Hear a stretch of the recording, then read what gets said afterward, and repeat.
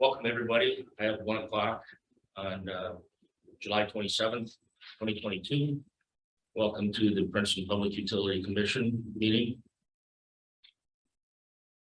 Roll call. Have everybody. Thank you, Kathy. Is there any approval or agenda additions or changes that need to be addressed? I don't have any. Okay, motion to approve and or the Make a motion to approve the agenda. second. All those in favor say aye. Aye. Number 3, approval of minutes from June 22nd, 2022, regular meeting. I'll make a motion to approve the minutes. June 22nd, regular meeting. Second.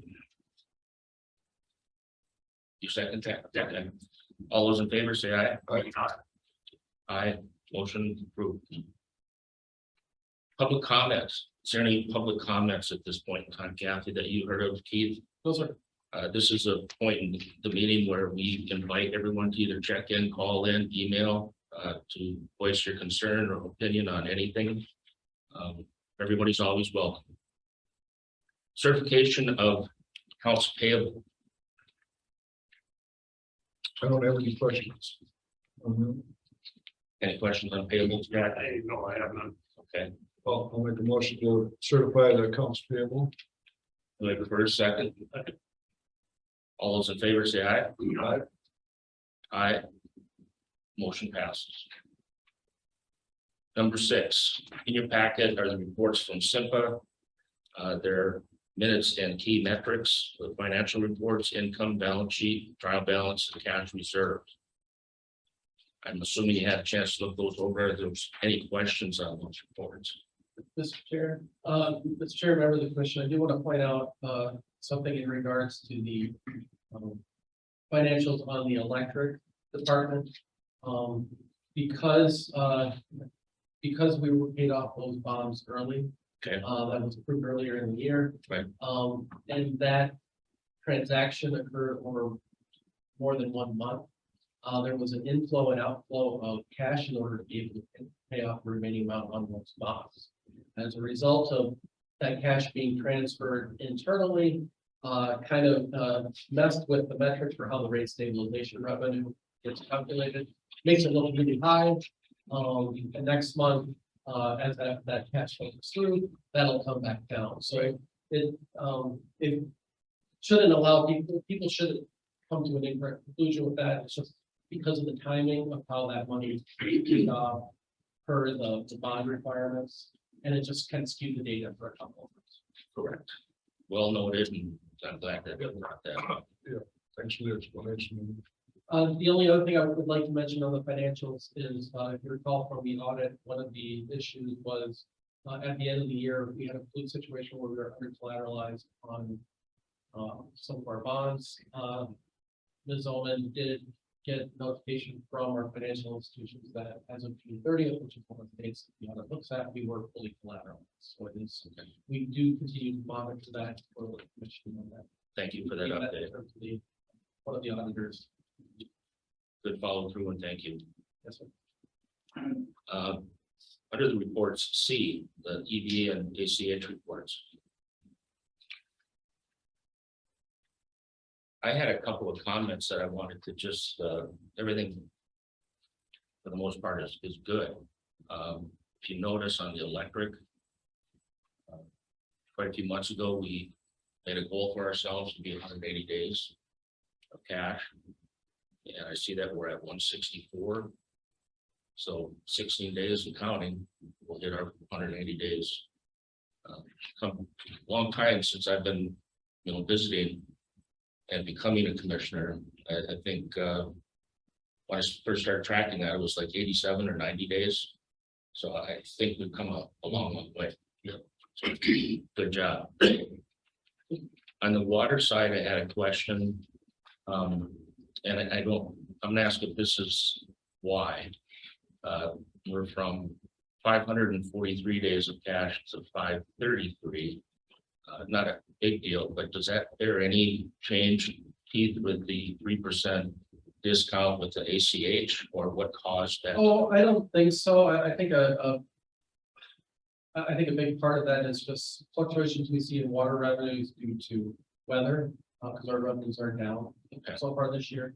And then, you know, the water budget is designed because we do have a significant, you know, we do have adequate cash reserves.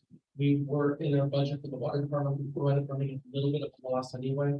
With the water AMI node conversion that we're currently underway with some of the other capital improvements that we're doing, we were planning on buying that cash reserve down as it is. So Okay. that's part of the normal trend. As you'll learn later, we had a very pleasant surprise about water AMI nodes. So that you will see an expenditure coming in at the end of the year, and that will drop that even further. So that's all Okay. part of the long-term financial plan that we have in place. It's not a big number, I mean, 10 days, but I just didn't know if the 3% ACH had any value to that. I'm sure it had a minor impact. I don't think that's. Okay. All right, and then I just wanted to point out on the EV usage. If you look at, is there a particular reason why June is the hot spike? I think that's just summer traveling. Okay, People heading up north with their Teslas and they stop off, because a lot of that, if you look at, I want to say a lot of that was the DC fast charger up by Covert or off the highway. So that's typically where we see the most revenue. That's my guess.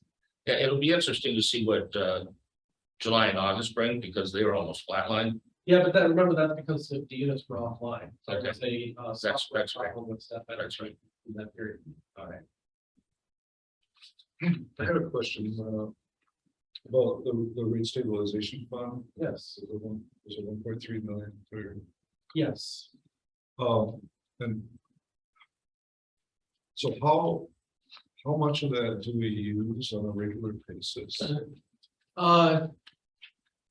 It's a, I guess the way I can think of it is kind of like an overflow account. So the way you do rate stabilization, and you guys contact this better than I can. We come in with some assumptions of how the budget's gonna work, and then if, because our revenues are so weather dependent, and fluctuate so much, if we under collect or over collect in a month, rather than changing bills, changing rates for our customers, we'll actually kind of absorb that. And in some months, you might pay into a rate stabilization account because you over collected, and then in other months, if you under collect, we'll take away. Ideally, the rate stabilization account really doesn't change all that much. So it's really meant to help address that fluctuation that we see in revenues. That's the general theory of how that works. So we have a spreadsheet that was developed actually with the support of Simba many years ago, where we put in our budget and the capitalization expenses, and then we track our revenues and it goes through a bunch of math and tells us whether you do an addition or a subtraction. So, is there, and I know like if we have a reserve policy of 180 days, is there a policy on the rate stabilization fund? Like We- we want? yeah. We don't as of right now. However, I will to give you a little bit of disclaimer. That's something that Blair and I have been talking about as part of the rate study. In terms of looking at the cash reserves in total, as we look at this 10-year capital improvements plan that we're looking at doing, try to use some of that money. We have some questions, or we have some topics of discussion that we would like to have with the commission about what that should be. Mhm. So I think, stay tuned. Yeah, I think we're. yeah, I think it would be nice to know like what's too much, what's not enough, what's a good goal, and then the other. I I mean- gotta have a lot of questions on this. Yeah. I will say, the intent with, Blair and I have the same philosophy on a lot of this. The intent will be that we want to use up some of that rate stabilization money in the early years of our 10-year plan. So that we can, so we don't have to do as big of a rate increase those first couple of years. We'll kind of even this out over the planning horizon, which is, that's how we look at it, is it's to help mitigate rate shocks. When you're looking at large investments. So all of that's on the table in terms of what we're looking at for our rate study. Right, yeah, I suppose we're trying to stabilize rates, it could be through using it for the purchase of additional structure. Correct, rather than doing a rate shock in year one, you can kind of mitigate that over multiple years. Reusing those funds. That's how we're looking at it. But to your point, we do have some questions for the commission that we'll get into at some point about, do we really want to handle it this way going forward? What's an appropriate mechanism for moving money back and forth? And make sure the commission, follow whatever direction the commission is. I'm sure he has this great data on what a norm is, through all the work that he's done over the years. For what percentage or what that number should be historically. I don't think that data in there. Yeah, and it all has to do with how we're structured, how we see how our wholesale costs may or may not change from month to month.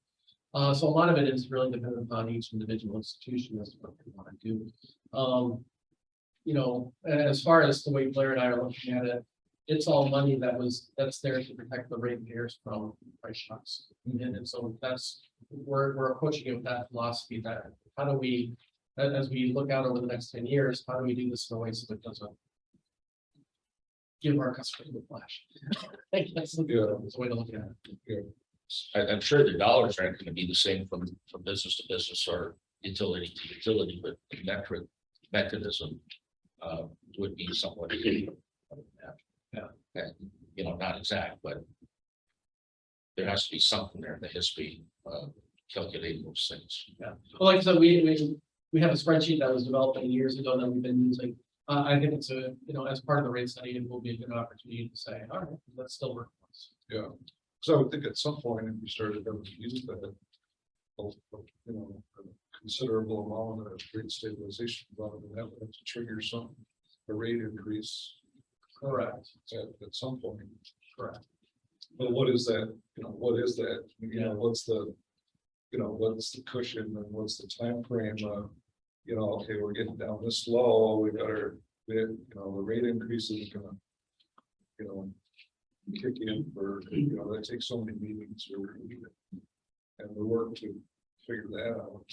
So yeah, generally speaking, the cash reserves are in place to handle the emergency situation, the unpredictable events like that. The rate stabilization is really more for just that normal fluctuation you see in operating costs and operating. At least that's how I was. Yeah, no, it makes sense. It's a great question. Yeah. I guess, is there anything you guys would add to that discussion to help the commission better understand? Well, I've got an example of kind of what our rate stabilization account has been doing, and it's definitely in our case, at the wholesale level, functions as the shock absorber for a month-to-month variation in cost that we experience before we can deal with a rate change, which typically has been on an annual basis. To talk about an exception to that. But it is in a month where the costs are lower than what we had budgeted. You're putting money into the kind of the rainy day fund and then putting money out in other months. That's certainly how we use it. Yeah. Maybe we can touch on that base when you're at that Sure. slide. Just curious, but maybe I'm not going the right direction. What a percentage of our whole being metric for establishing a guideline for the rate stabilization? It has more to do with your budget and what your projections are and how much you might think that your margins might fluctuate, on a month-to-month basis. So if you're looking out, if you're in a situation which we were in a few years ago, which was very stable rates, everything was just kind of plugging along, you don't need a whole lot in there. As we see increased market volatility, which simply we'll be talking about here in a little bit, you may want to have more in that. It is really a function of how the economy is doing, how our wholesale market is reacting to changing circumstances that may determine the size of what you want to keep. Let's continue to move forward. Yes. Let's come back. Thank you. The last comment I have is the ACH tracking, which we've been talking about.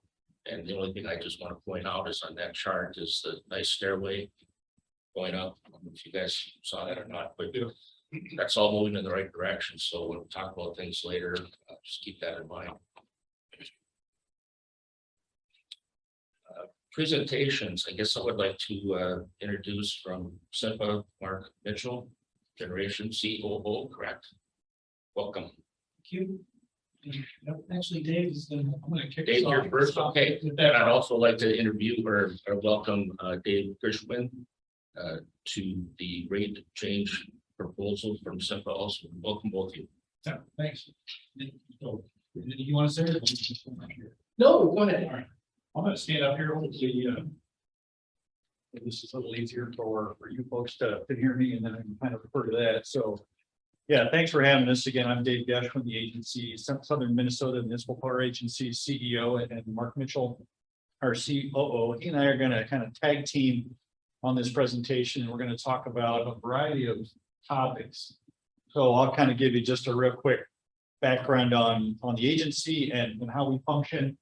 Mark's going to talk to the transmission and generation topics up here and a little bit about the market operations. And then I'm going to talk about some of what we have seen on the cost side of our operation. And it was a lengthy topic of conversation at our last board meeting. Sorry, it's right in front of you.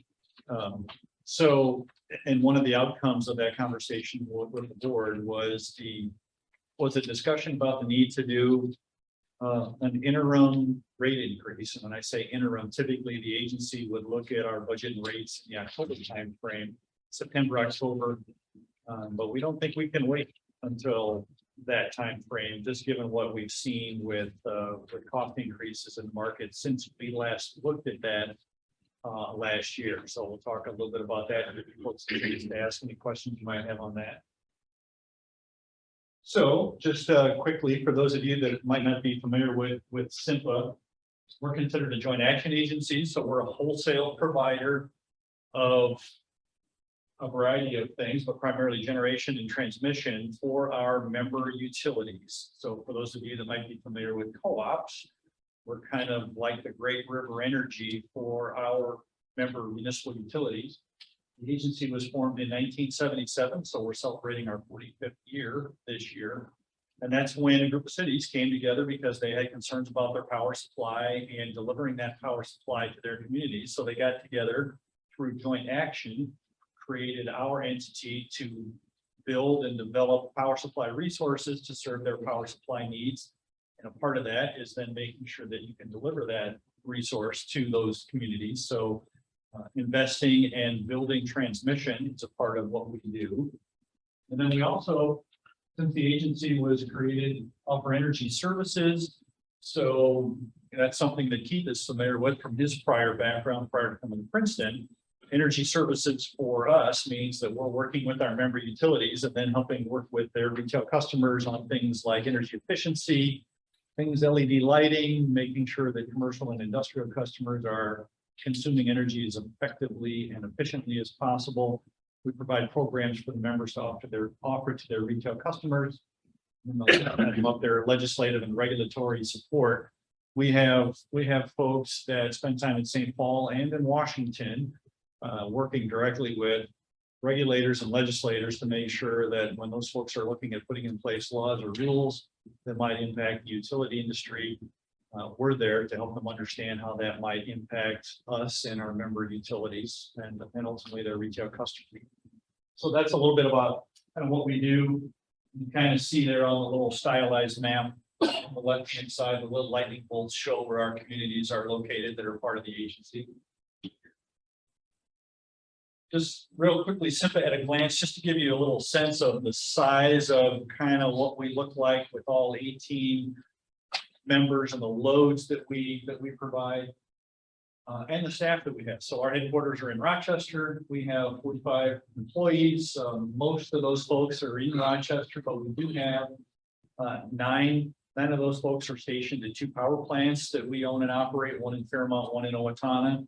We have energy services representatives, 3 of those folks that are kind of stationed a little closer to the member communities.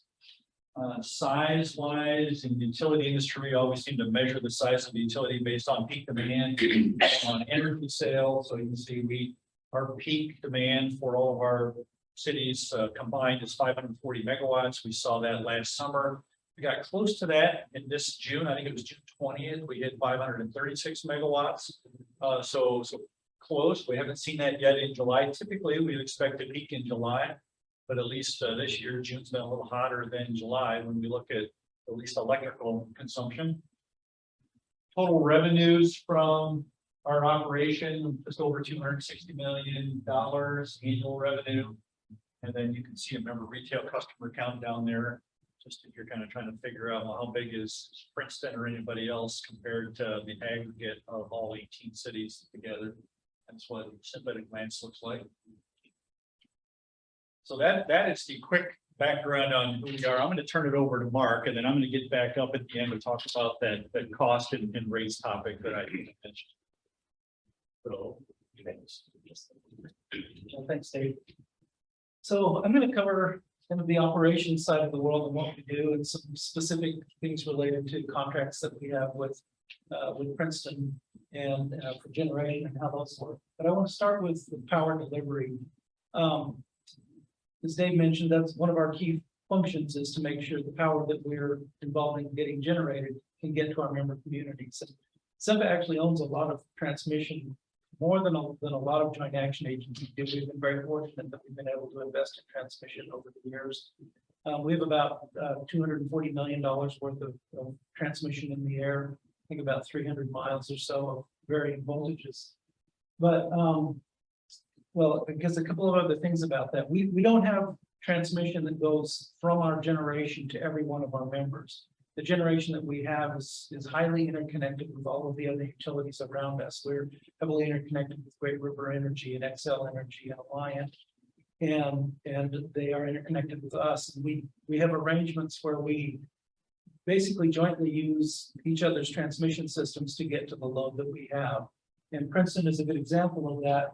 It's a little hard to see on this, but there's a yellow line that starts in the bottom left corner of this picture and then runs up to the middle of the page. That's a 69 kV line, that's 69,000 volt line that SEMPA owns. And when we're providing transmission, we're delivering all this energy to what we call the city gates. That's basically where we hand off to the members, and then the members take it from there and then run it through their distribution systems to get into the customers. So we have two delivery points to Princeton, two city gate points. And one is at the Princeton substation right here in the middle of the screen, and Princeton power plant that come from the SEMPA 69 kV line. And then for your north substation, we're actually delivering to you through a Great River Energy line. So it's a GRE line, the 69 kV line that connects to your north substation. So we work very closely with all of our neighboring utilities to make these deliveries happen. I think that's probably all I have on transmission. Generation, I'm going to just give a real high level overview of our generation and then focus on what we do with member utilities. So as Dave said, when SEMPA formed back in 1977, it was all these 18 cities coming together needing power supply. And that resulted in the top left-hand picture is the Sherburne County Generating Station up in Becker. And we worked with XL Energy, partnered with them to build Sherco Unit 3. It went commercial back in 1987. Big 900 megawatt coal plant. We have 360 megawatts of that. It's been our primary resource for a long time. So we started as a coal generating company, but we've evolved to be much more than that. We have a wide variety of generation. We have natural gas plants that we built and operated in 2013 and 18. We have a lot of wind generation on our system that we primarily contract for. We have a few wind turbines of our own. I'm going to talk quite a bit about member generation. This lower right-hand picture is just an example of member generation. I'll talk more about that. We have a little bit of solar. We have some landfill gas and a waste energy facility that we buy off it from. But I'm going to talk just a minute about the evolution of this. This has changed a lot over time, and it's going to continue to change. Looking at our future generation needs, the entire industry. There's a lot of change happening in terms of types of resources being used. And we, working in concert with XL Energy, have decided that the time to retire Sherco 3, again, our biggest resource, is in 2030. So we won't have any coal generation after 2030. And that the date is really important, that 2030 timeframe. Dave mentioned that we have 18 members that we serve. We have 16 of those 18 members, their contracts run out through 2050. We did a contract extension like in the 2010 timeframe, I think. And all the members extended their contracts except for two, Rochester and Austin, two of our largest members, their contracts expire in 2030. So making sure we could keep the Sherco resource around for that period of time was really important, because to go out and replace 360 megawatts of a resource is a big undertaking. Well, when 2030 comes and we retire Sherco, we won't need to replace 360 megawatts. Instead, we need to replace about 75 or 80 megawatts, because at that time our load will be about half of what it is today when Rochester and Austin leave. So a couple of key things looking to the future. After that unit retires, we plan to keep all of the resources that we have currently, including member contracts. These member units, they don't run very often, but they're an important part of our resource mix, and we plan to keep those well into the future, just because it's important to member communities for local reliability, and it provides valuable capacity to Sempra. So we plan to keep those. We actually plan to add a little bit more member generation. We're in discussions right now with members looking at the possibility of adding about 12 more megawatts of member generation. That's just still in play right now. But then we also plan to add a little bit more wind generation and quite a bit of solar. We plan to add 225 megawatts of solar. But we will have a lot of renewable resources in our system that provide a lot of the energy. But one of the reasons that it's so key for us to keep member generation and the gas generation that we have is to make sure that we have resources that can be turned on when the wind is blowing and the sun isn't shining. So having dispatchable generation under our controls continues to be very important to us. So I think unless there are any questions about that, I'll move on to talk more specifically about member generation. Okay, you see this first bullet, it says it's an important part of our generation portfolio to meet our MISO obligations. So you might ask, what is MISO? And I'm going to talk more about it and have a map that shows kind of what MISO is. But MISO stands for the Mid-Continent Independent System Operator. And it's basically an operator of the transmission grid and of the energy market throughout the entire middle part of the country. So we, as being part of MISO, have an obligation to have enough generation under our control to meet our peak load, our forecasted peak load plus a reserve requirement. So that's having this member generation. We have about, I think it's 148 megawatts of member generation. 13 of our 18 members have local generation under contract with Sempra. And we have two different kinds of contracts, and Princeton actually has both types of contracts.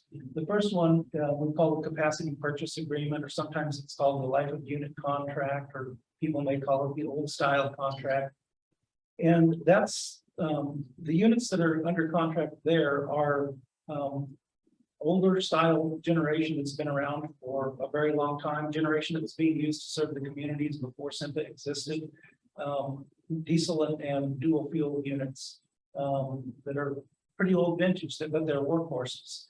They're the kind of units though that they're not really push button start. It takes a lot of hands-on operation to start and keep those running. The way we pay for those contracts, Sempra basically pays all of the costs to operate those units. So we pay for staff the plant operators to run the units. We pay the O&M, we pay capital costs, we pay for the people. And the number of people, number of plant operators that we pay for really varies depending on how much generation you have, how many units you have, how many megawatts. We depending on the member, we have either we pay for 1 to 4 operators in the plant site, and in Princeton, I think it's 3. So that's capacity purchase agreements, old style units. Then the other type of member contracts we have is quick start agreements. And those are newer style engines. They're, for the most part, are Caterpillar engines. Much more of a push button start. They're very quick to start and operate. That's why we call them quick starts. They have value in the market in the MISO market, being able to start quickly.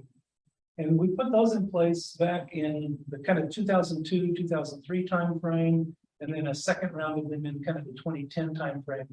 And the way that came about, Senta had a need for some additional capacity to meet our obligations in the market. And we could build generation, we could go out and get a contract with XL or someone else for generation. But we thought if members want to have, maybe some members don't have any local generation, would like to have some, or some members have local generation, but maybe not enough to cover the town load if there was an emergency. So we thought if we're going to have to pay for generation, why not pay members to put it locally rather than paying XL or somebody else? So that's how those all came about.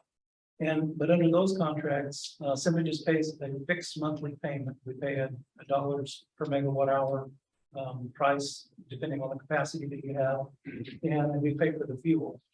And then the members are responsible for providing the staffing to the extent they're not already provided by a capacity purchase agreement, and then members pay for the O&M and the capital costs as well. So that's member generation contracts. David, we can go to the next slide. Here's the specifics for Princeton. You have 4 units under the capacity purchase agreement, about 7 megawatts there.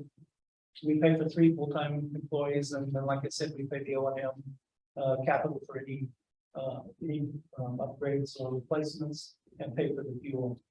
And you have 1 unit under the quick start agreement. It's actually our largest quick start agreement. Most of the quick start engines are around 2 megawatts. This one's almost 5. And we pay a fixed payment of $3 a kilowatt month, or $176,000 a year for that. And we pay for the fuel. And under the terms of all of the quick start agreements with the members, the agency has the ability to extend those contracts when they meet their expiration dates, to extend those in up to 5-year increments. And the Princeton contract expires at the end of 2023. And so we have to provide notice by the end of June of 23 that we want to extend.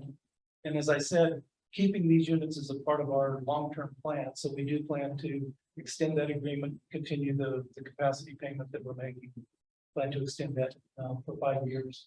We just are in the process of extending our first quick start contract with Regular Falls, and want to continue that. So a little bit about the member generation.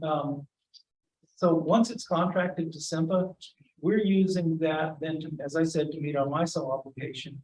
So we're in effect obligating that to the grid, obligating that to MISO, to the market. And I'm going to talk a little bit more in a minute about kind of how generation gets used in this MISO market. But we offer it into MISO for sale. And the market can call on it for a number of reasons. It can call on it for economics. If it's the low enough cost resource, they'll use it for that purpose. But a lot of the member generation, it doesn't run often, but when it's needed, it runs. And a lot of that is for operational reasons, like if maybe there's low voltage in an area where we maybe have some member generation that we could bring on to help support the voltage on the transmission system. That's an operational reason, but also for reliability purposes. These units get called on when it's extremely hot outside and loads are up, and there's a risk of loss of a large generator may result in blackouts or significant system problems. So they get run for that.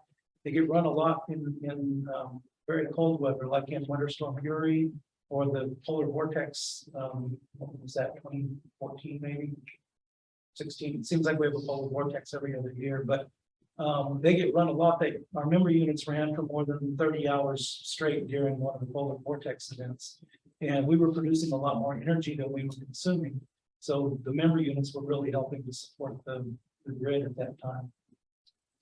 And then, of course, if the transmission feeds from the GRE line and the simple line that I showed a minute ago, if those are out, the member units are available to run and keep town load on. And that's just the same, SIMPA is delivering that energy as if it were delivering it on the transmission system. So MISO, I mentioned what it is. You can see on the map here, all the blue section, that is the footprint of this Mid-Continent Independent System Operator. So from Canada to the Gulf of Mexico, 15 states, I think, what's involved in there. MISO is responsible for making sure that that the transmission system is operated to meet all of the load in this, and that there's enough generation online and available to serve all of that load. And where prior to MISO, utilities, all utilities, SEMPA included, we would look at what our load forecast was for our member load for the next hour, for the next day, and we'd make sure that we had enough generation online to serve that load. So we were basically running our own generation, or maybe buying from a neighbor if it was cheaper to do that, but making sure we had enough generation turned on and transmission arrangements made to serve our member load. But once MISO came into being, we don't directly operate our generation to serve our load. Instead, we offer our generation for sale in the market. Every generator has its own unique offer price that's basically based on its variable costs of fuel and variable O&M and how efficient the generator is. They're all different prices. So we offer this for sale into the MISO market. And MISO is then looking at how much load they have to serve. And they take all of these generation offers for sale, starting with the cheapest generation, and start adding more and more expensive generation until they have enough online to meet all of the load requirements. And whatever that last generator cost, the last one they put on to meet their total load requirement, whatever that unit's price was, becomes the clearing price that all of the generation gets paid. And that's important for this reason. When we're selling into that market, we're also buying out of that same market the energy that we need to provide power to Princeton, to all 18 of our members. We're buying from that same market. So the value of having generation and having low-cost generation that you can operate in the market is that it helps hedge you against high market prices. Where I'll just take a simple example. If, let's say, our Sherco unit, our Sherburne County coal units, costs $25 a megawatt hour to run. Let's say that's the offer price. We put it in, and MISO does their thing, and they go through their process and get all the generation stacked up, and the market clears at $40 a megawatt hour. Well, that means our our unit that's costing us $25 is going to get paid $40. So we make a $15 margin on that. Well, at the same time, we're buying energy to serve Princeton and paying $40 a megawatt hour. We can take that $15 margin that we made, use it to buy down the cost of our purchase from the market, and our net cost ended up being $25. And that's true if the market's at $40 or $1,000 or $5,000 a megawatt hour.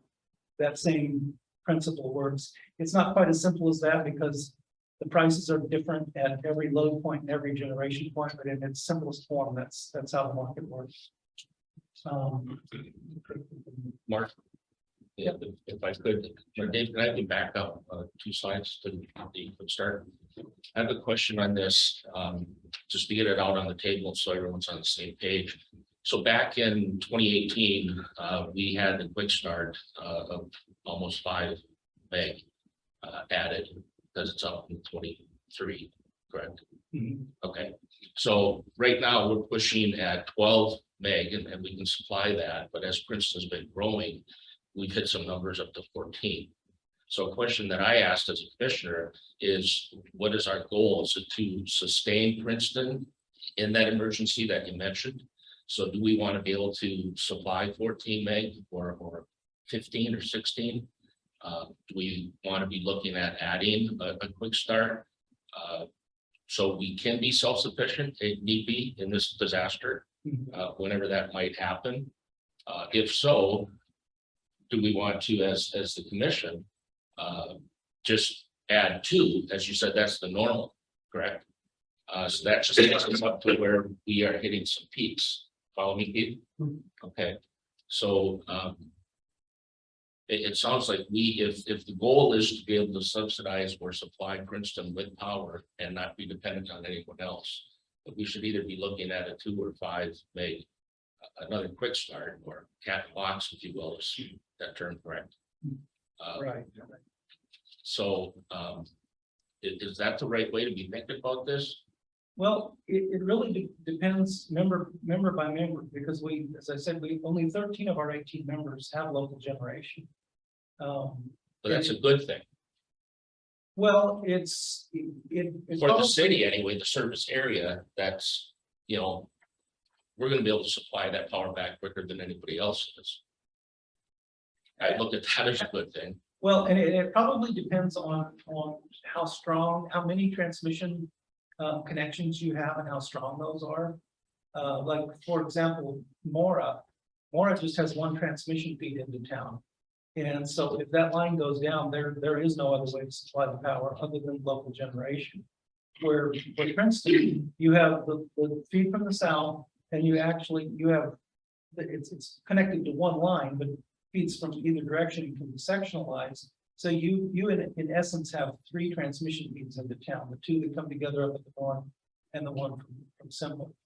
So it becomes kind of an investment decision of, okay, do we have strong enough sources that the likelihood of us losing all of our transmission supply is low? Then maybe you don't invest more in transmission, maybe you invest more in making sure if you can only feed from one substation or the other, that you have enough distribution switching to be able to feed the entire community from one side or the other, versus adding generation. So it's really kind of a philosophy, and it depends on the.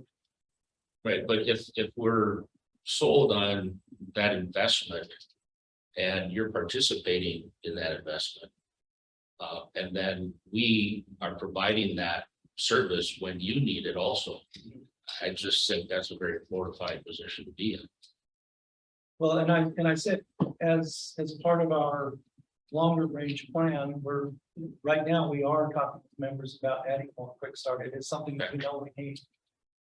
So I just want to make sure I was on the same page with what you were describing there. sure. Thank you.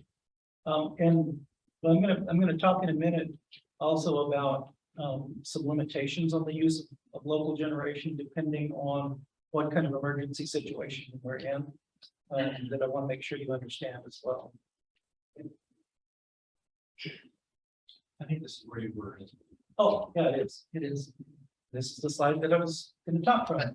So, operating in as part of this MISO grid, the grid is really broken down into local balancing areas. MISO is responsible for ensuring the load and generation balance across the whole system. But it's broken down into smaller parts that are referred to as local balancing areas.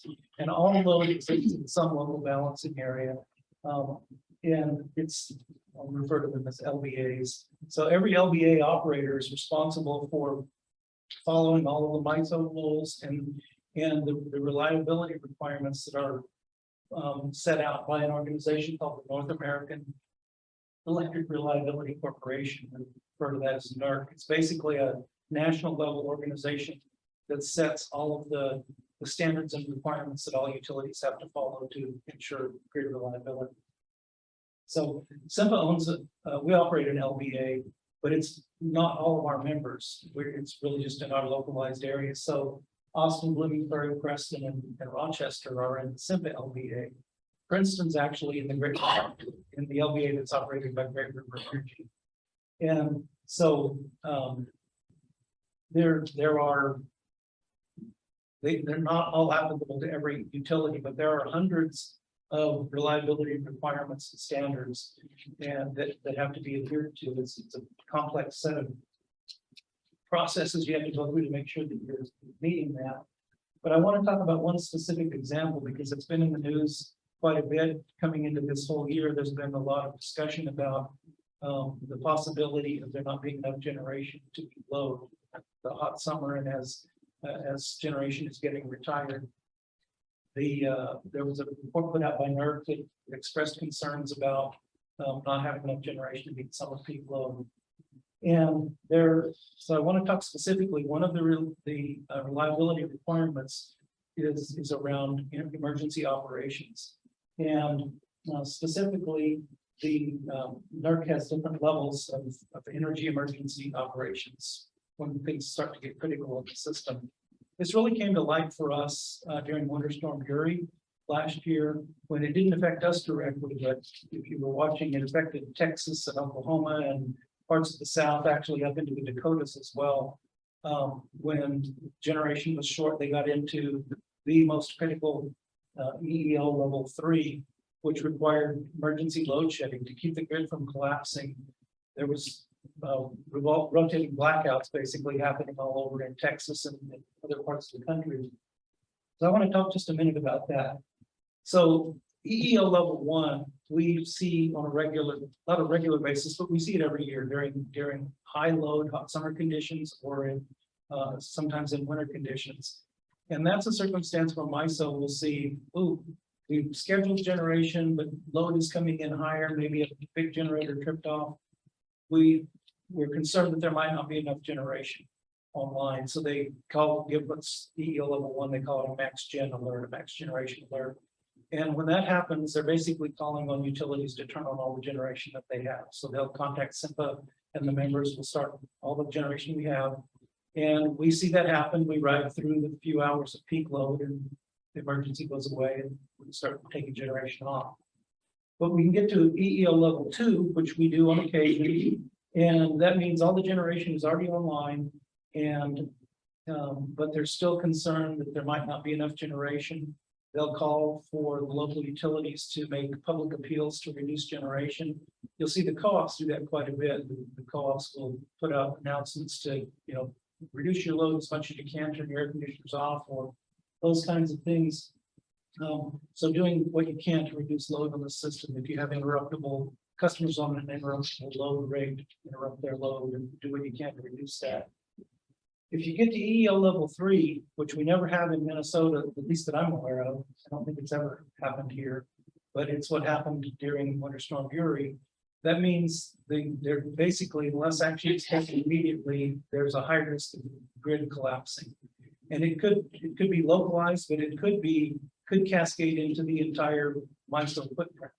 And that's something that you want to avoid at all costs because it can take literally weeks to get everything back online, reconnected if you have total grid collapse. So when that happens, you can call it what you want. They call it involuntary load reductions, rolling blackouts, probably other names for it too. But basically what that means is MISO is going to contact all of the LBA operators and say, GRE, you need to drop your load in your LBA 10%. SIMPA, you need to drop load in your LBA 15%, whatever those are. And then it's up to us to make that happen. So we worked with our members over the last year after Winter Storm Uri to make sure that we had the communications channels in place, make sure our members have the opportunity to develop their procedures on how they would do that locally.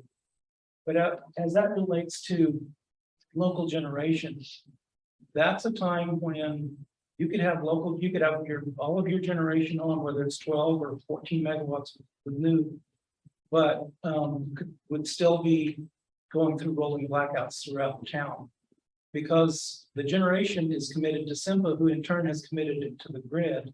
And I've had members ask me, well, if that situation comes, can we just disconnect from the grid and keep the community on?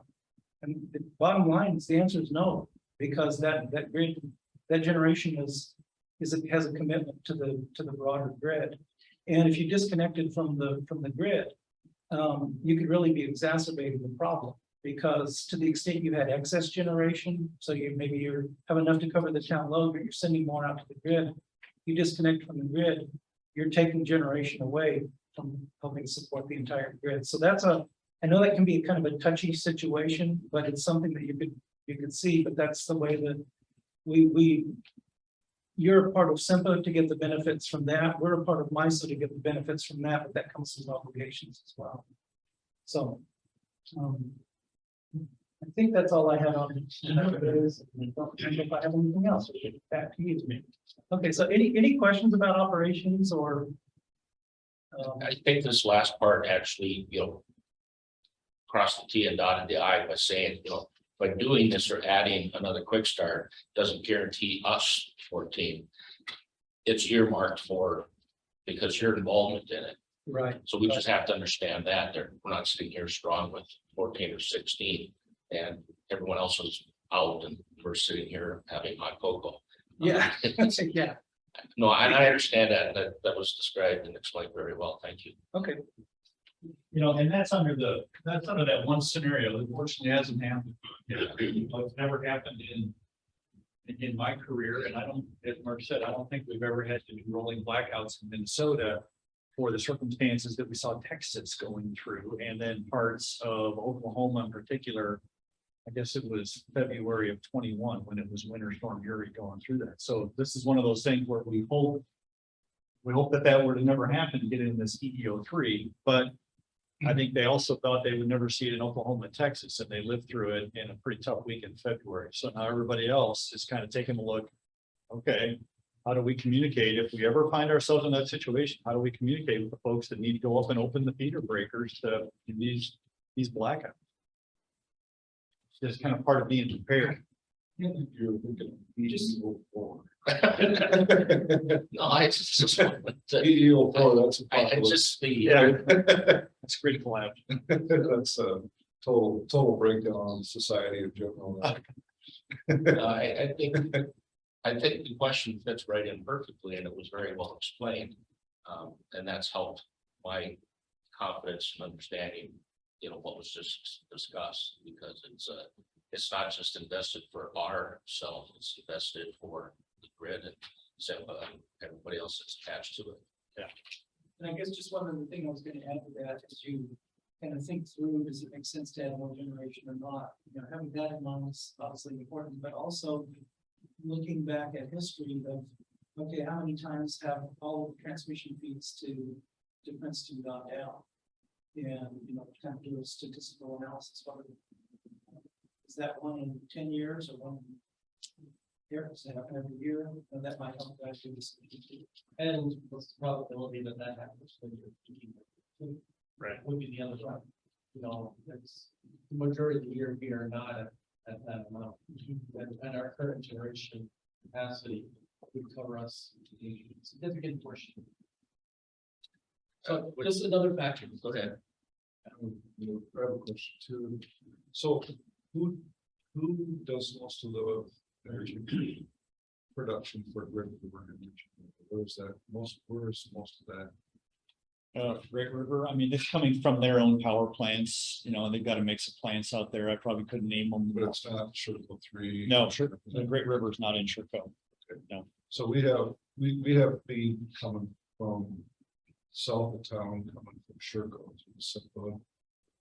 Well, Essentially, as you're saying, we have 3 points of entry. And so it's, if Sherco ran out of coal or something. if Sherco ran out of coal, the grid is still going to provide electricity. Electricity is going to flow in Princeton regardless of whether Sherco is on or not.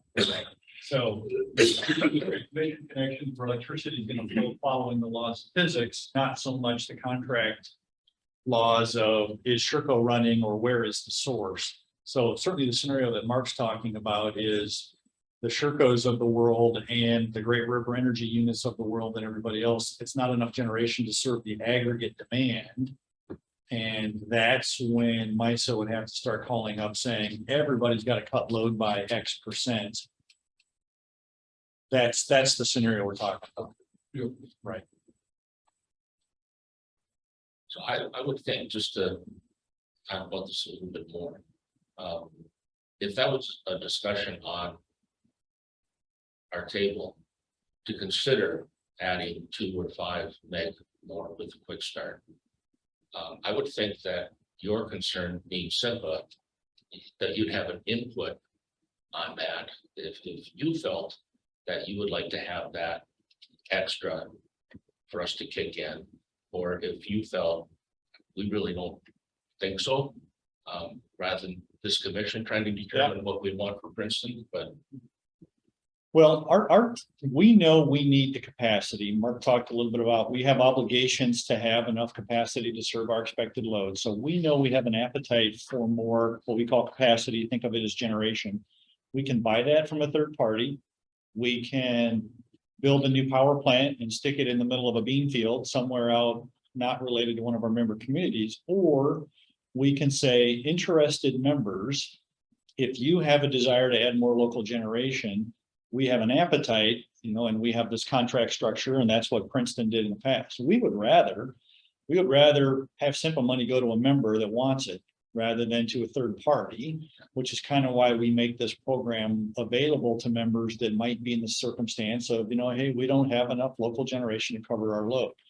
As Mark said, some of our communities don't have local generation, can't cover the load in the event of an ice storm or a tornado, and they're okay with that. It really comes down to a local decision and almost a local philosophy of covering load or not. And I mean, Rochester, 280 megawatt Rochester does not have enough generation to cover a Rochester load in the event of a big issue.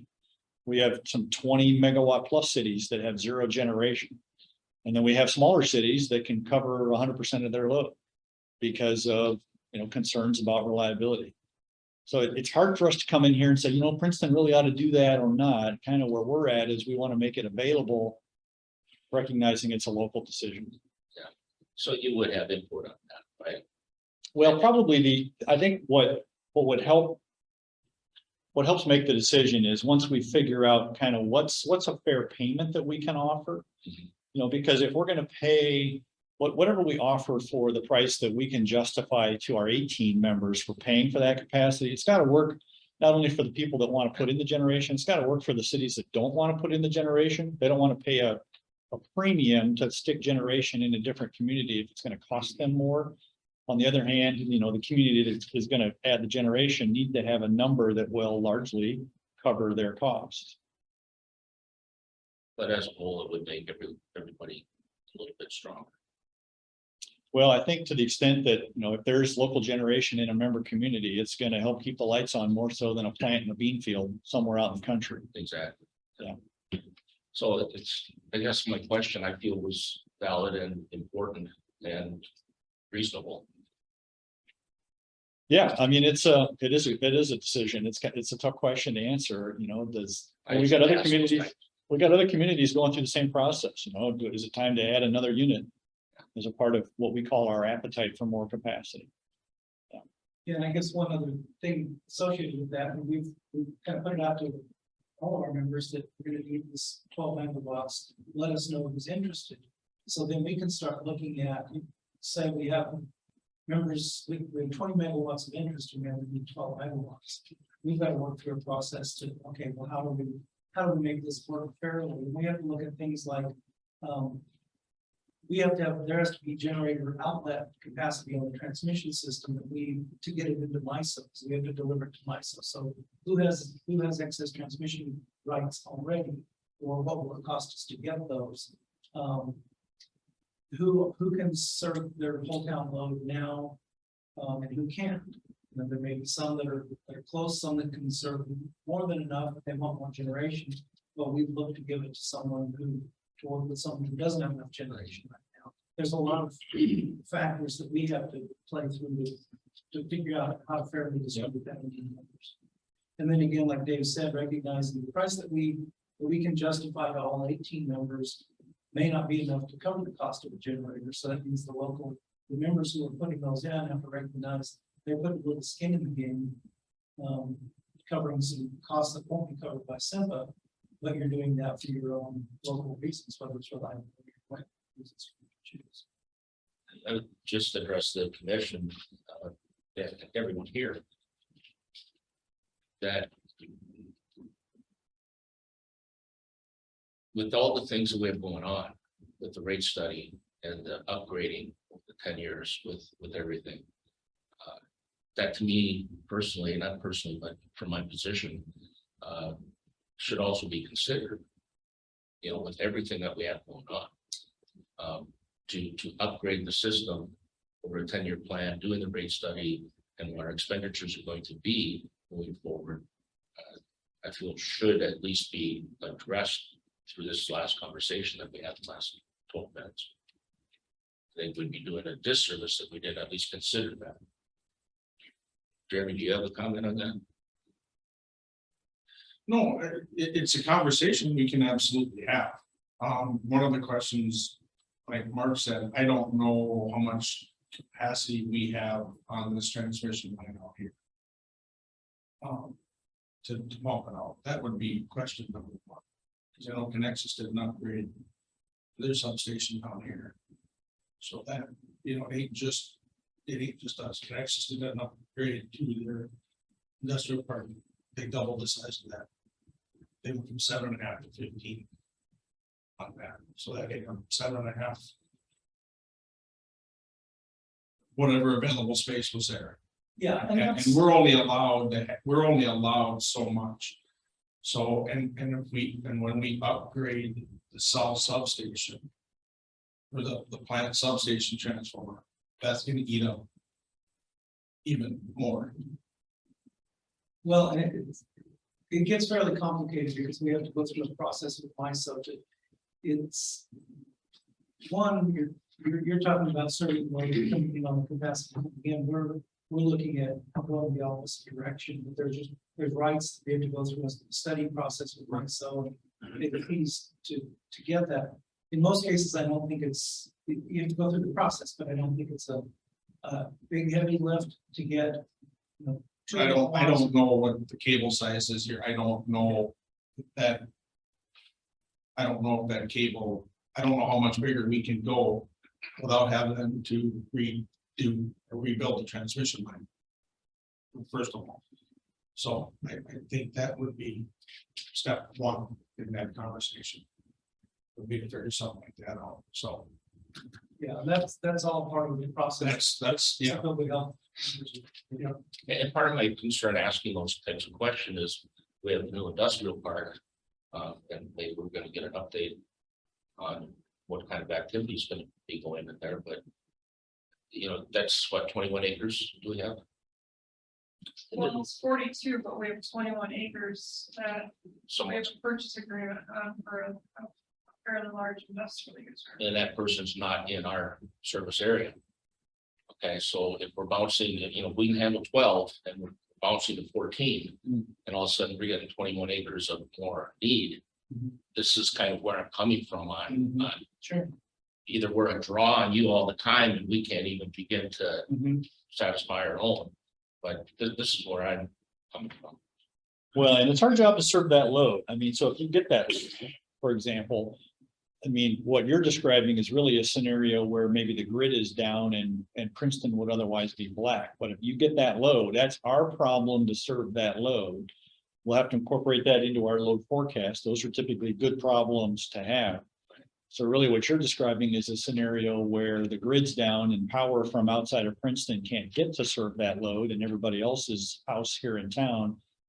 That's the local generation question versus do you think the transmission system is strong enough that it's likely you'd never really be dark, or if that were to happen, that's such a rare event that, you know, you tolerate it because it's once every blue moon.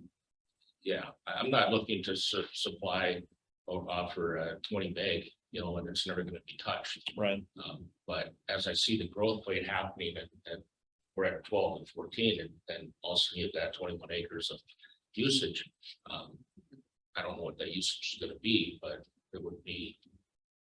I'm really keeping my personal eyes on it, close to just look at this whole thing in one picture, not just the many changes that we're already doing. Thank you. I mean, I think what Keith brought up makes sense. You know, what part of the process might be to look and say, what do we think the load shapes look like and what percentage of the year at various load points do you think that if the system were to go down, you'd be able to cover, you know, X percentage of the system and kind of start to see, you know, what level of exposure there may be to being unable to serve loads at the wrong period of time if something were to happen. Well, and I think Mark's point is spot on, which is it's an investment decision. And it's all probability and risk analysis. See what makes sense for each member has to answer that question. If that's right. And if Princeton were to decide, nope, we're living with the generation that we have, or yep, we want to add more generation, probably won't be wrong. I mean, because it's not a right or a wrong answer. It's more of a philosophy. And we could point you at examples of communities that have gone in either direction. Yeah. I'd rather be part of the helping the solution rather than being short and being part of the issue. Yeah. Should I, not that I want to talk about current market conditions and challenges, but I feel like I need to cover So I'm going to give you in a few minutes, probably the results of maybe 2.5 hours of simple board discussion at the board meeting we had earlier this month. And that's talking about relatively recent changes in the energy markets that have really driven costs up for everybody. So SIMPA is not unique in the sense that we're experiencing cost increases that others aren't. Our challenge is, and this is what we wanted to talk to the board and the members about, our challenge is because we typically have had an annual rate setting process. We don't have the ability to automatically pass through cost increases to our members like a lot of other utilities do through a power cost adjustment or, you know, whatever you want to call it. So we're living with kind of an annual rate setting process with reserves, kind of going back to your conversation, acting as the shock absorber if our costs are higher or lower than what we anticipated. And we really just got to the point where the costs that we were seeing were higher than what we think our reserves can sustain without trying to address it with what are hopefully, but don't know, hopefully shorter term rate increases to try to slow down the cash consumption rate. And that's really the bottom line of what we were talking about. So maybe just to skip ahead, I'm going to cover a little bit of the why, just so you don't kind of, you know, what's the punchline here. At the July board meeting, the SIMPA board talked about at our recommendation, staff recommendation, approving a rate increase up to 10%. And when we say kind of that 10%, we look at the total agency revenue. So the board would still need to decide how to apply that rate increase. Should it go just to the energy charges or the demand charges or all of the charges? But on an overall basis, a 10% rate increase effective November 1 of 2022. In our agreements with our members, there's a 90-day notice period that has to play out before a rate change would go into effect.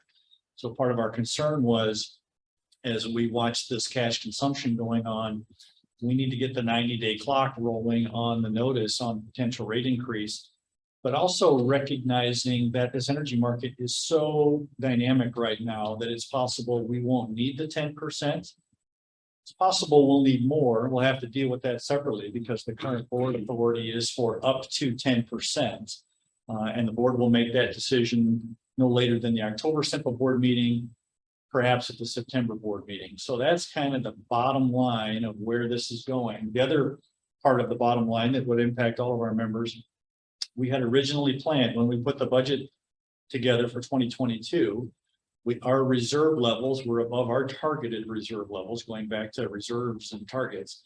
So rather than a rate decrease, the board decided to do cash distribution. That would be the third year of cash distributions that we would have made to the members. 2 years ago, we did a $7 million cash distribution in lieu of a rate decrease. Prior year, $10 million cash distribution. For 2022, we were planning a $12 million cash distribution to be done in 2 installments, $6 million in February, which did occur, and then $6 million to be done at the end of July.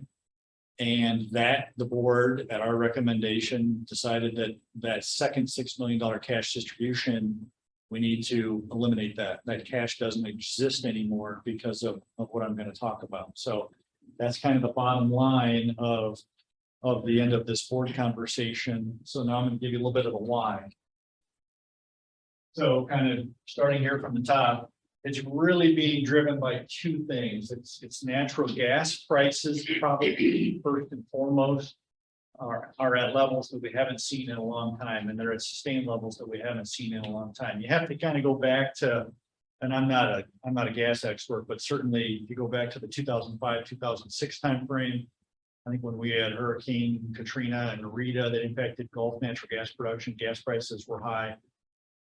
It's a little bit unique this time around because as these gas prices are getting higher in the past, at least on the electrical side of things, coal-fired generation has been, so maybe backing up a step, as natural gas prices go up, electricity market prices typically go up as well. And kind of going back to Mark's example, as long as we have resources that are hedged or serve our load, we're not really exposed to those market prices. So we can operate our coal units and we can operate Princeton units if the prices get really high. Now we have wind generation. As long as that generation is producing to serve our load, we're really not exposed to the market prices.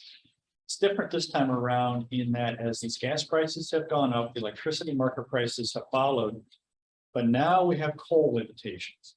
And in our case in particular, and other utilities that require the railroad to deliver coal to their power plants, the railroads are dealing with staffing shortages that are making it impossible for them to haul all of the coal that utilities need for coal-fired generation to keep up with electrical demand. And we are not immune to that. We have been trying to conserve coal at Sherco to try to save that coal for periods when we think market prices will be even higher. So in April and May of this spring, Sherco didn't operate at all, largely due to coal conservation efforts, because we wanted to make sure that we had coal supply on the ground for the summer. And then the next thing that we're looking at is the winter. And if we would just have allowed the unit to run based on the fact that it's cheaper than these very high electricity market prices right now, we would have run out of coal. We would have run out of coal this fall, just going into winter. I'm not sure we would have even necessarily made it through all of the summer, possibly. But the railroads are telling us they can't bring more trains to bring the coal out of the mines because they don't have crews to run the trains. And that's the first time that we've seen that, at least in my career, where staffing shortages at the railroad are keeping the coal deliveries from being what you'd otherwise want them to be. So I guess so that's a little bit of what was going on with Sherco operations here. The unit's running now. We turned the unit back on in June, and we're doing this in conjunction with Excel. We have 41% of that unit that we own, unit 3. Excel has the other 59%. They're in the exact same boat that we're in. Other utilities in other states that are buying coal up from out west in Wyoming and Montana, and that's a lot of them. They're facing the same situation where if you need rail deliveries of coal, whether it's on the Burlington Northern or the Union Pacific, you're facing this issue. It's kind of a national problem. So that has impacted our financials. I could spend a lot of time talking about this bullet here about prices at generation locations have been lower than prices paid at load. That kind of goes back to the example that Mark gave, where you think about how the market works. When you generate and you inject that power into the market, you get paid the market price. And when you're serving load, like to keep the lights on in this building, we're paying the market price to the market. And to the extent the load matches the generation, if the market price is $100 per megawatt hour and our generation matches our load, we're getting paid that $100 for the generator. We're paying the $100. The $100 kind of cancels, and then we're left with our fuel costs. Well, now, for the first time in several years, we've seen a reversal in some congestion. So what that does is it changes the price at various locations on the system. One of the things it's fairly complicated and hard to predict, but MISO, the big grid operator, they change the price of power at various locations to manage congestion on the transmission system. So maybe the price at Sherco that we get paid is not the exact same as the price we pay to serve the load here in Princeton. We've seen a reversal of some of the pricing because of congestion that has further impacted the finances associated with running the generation that we have and serving the load that we have, and creating additional financial outflows from our reserves because of that. Some of that we hope is because of storm-related damage in the spring that we hope will go away maybe at the end of the summer. But we don't know that, and it's going to take a change. It's going to have to change in order for the financial situation to improve. So the question for us is how much can we really count on that and expect to happen with our fingers crossed versus needing to try to deal with it in terms of a rate change now, just in case it does. So this kind of gets to what I mentioned earlier. Our typical rate setting process is done annually, which works as long as we don't have dramatic deviations in these market costs from what we anticipated when we set our rates in the fall. And kind of the bottom line, we are seeing some significant financial outflows out of our reserve accounts because of what I just talked through. So just to kind of show you that graphically, this is our rate stabilization account inflows and outflows at the simple level. So anything that's up here is distribution from rate state, meaning we're pulling money out of the rainy day fund.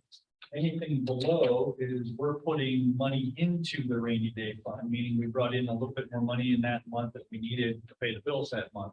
That's what a contribution means. The darker blue is what we budgeted, the inflows and outflows for that account. And the gray represents what actually went in or came out. So if you kind of look to the far left, you know, the inflows and outflows relative to the blue budget bars were not that much difference. You know, and then it was really in the fall, about the time, well, October is when the board approves our budget and rates. That's when the gray outflows started exceeding the budget by a fair amount. And then, but our shock absorber rate stabilization was large enough and our general operating reserve was large enough to handle these variations. It was really this scenario in April and May where the outflows dramatically exceeded what we had budgeted. Largely due to this coal situation I just talked about in high market prices that really started to sound the alarm bells. And this is not sustainable.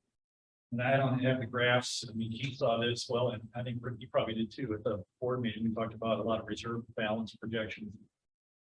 We don't have the funds to sustain this on the long haul in our reserve accounts, but that's what's creating the need to try to deal with this through rates to slow down this cash consumption as we wait and watch. And hopefully some of these crazy market conditions that are creating that, including the inability of the railroad to bring the coal that we need, hopefully that problem resolves itself going into 23.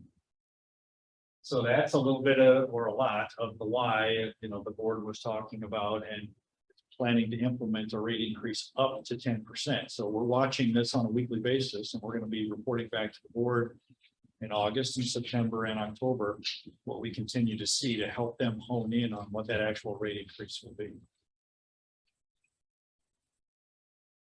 So there you go. There's a lot about a variety of topics.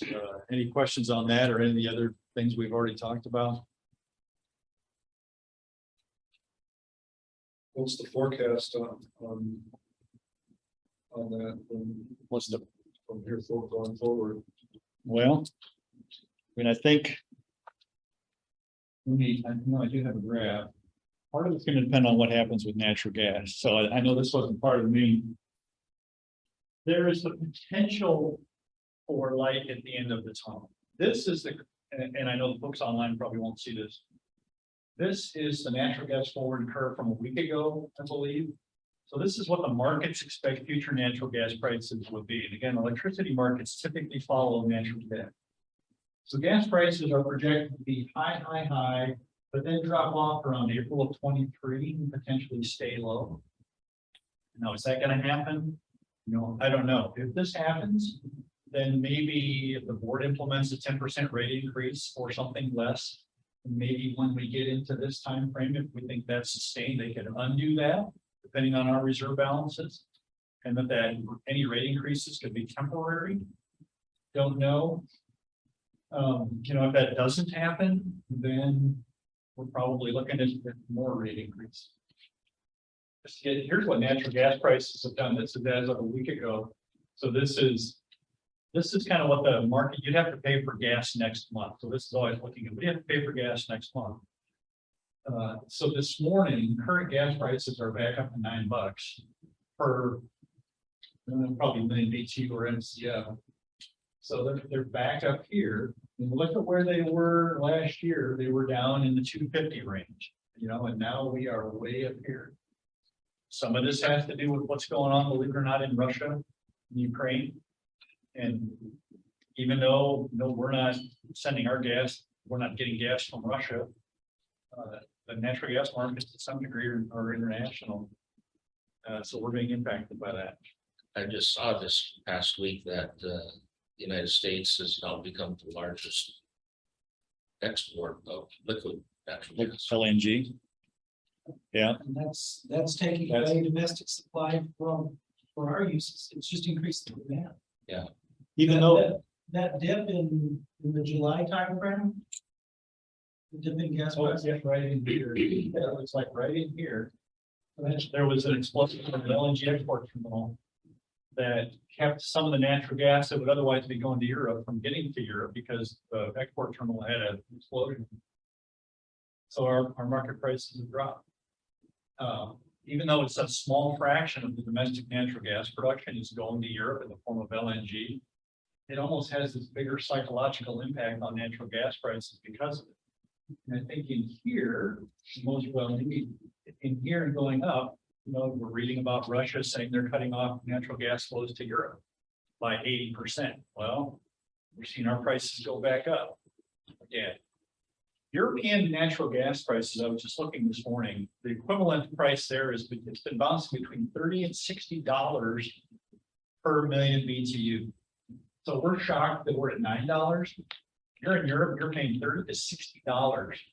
So they would take all the natural gas that we could send them. And they are. And they would, right? So, that all plays into trying to answer the question about where's this going? So, but the previous graph you had with when you forecast, that April dip, how close to that can our rate stabilization funds get us? Well, If we were to use them, well, that's our concern. I mean, we don't have, again, I don't have the graphs for it. We talked about that at the board meeting. We don't have unlimited ability to absorb. I go back. We don't have an unlimited ability to continue to absorb these sorts of months. That's why if we've got to give a 90-day notice to our members before a rate increase can even go into effect, we had to start that process right now. And I think, if we have more of these, we still have reserves available to absorb this. If we think that they're going to end this year. But we also look at this coal consumption situation. We might be rationing coal again in October and November because of the railroad. That's a concern. The unit could trip offline. These units break. That's a situation that would be a problem if we have an extended forced outage at Sherco. So even if we have coal, the unit can't operate. Those are all just part of the risks where we're looking at the cash consumption rate. If it stops today or in the near future, we're probably okay without the need for a 10% rate increase. If they don't, 10% is probably not enough. This level of cash consumption, if it were to continue, we've burned through roughly 20, this is through May, it's more like 21 through June. That is 10% of our revenues from our members over 6 months. So 21 million, we get about 210 million from our member revenue. So 10% of 210 is 21. So on an annual basis, that's a 20% rate increase to cover those costs. And we know that some of our peers have implemented rate increases of that order of magnitude through automatic power cost adjustment mechanisms that we don't have to cover those costs as they incur them. so what's the dollar amount of rate stabilization fund that Simba has? Well, I don't think we have that. It's I think our target level is about 60 million. well, we've got a total general operating reserves, and maybe that's the way we ought to talk about it. I think our total operating reserve target is just under $60 million. We've been higher than that. We're probably down in kind of the target $50 million range right now, ish, coming down from 80 at the beginning of the year. So,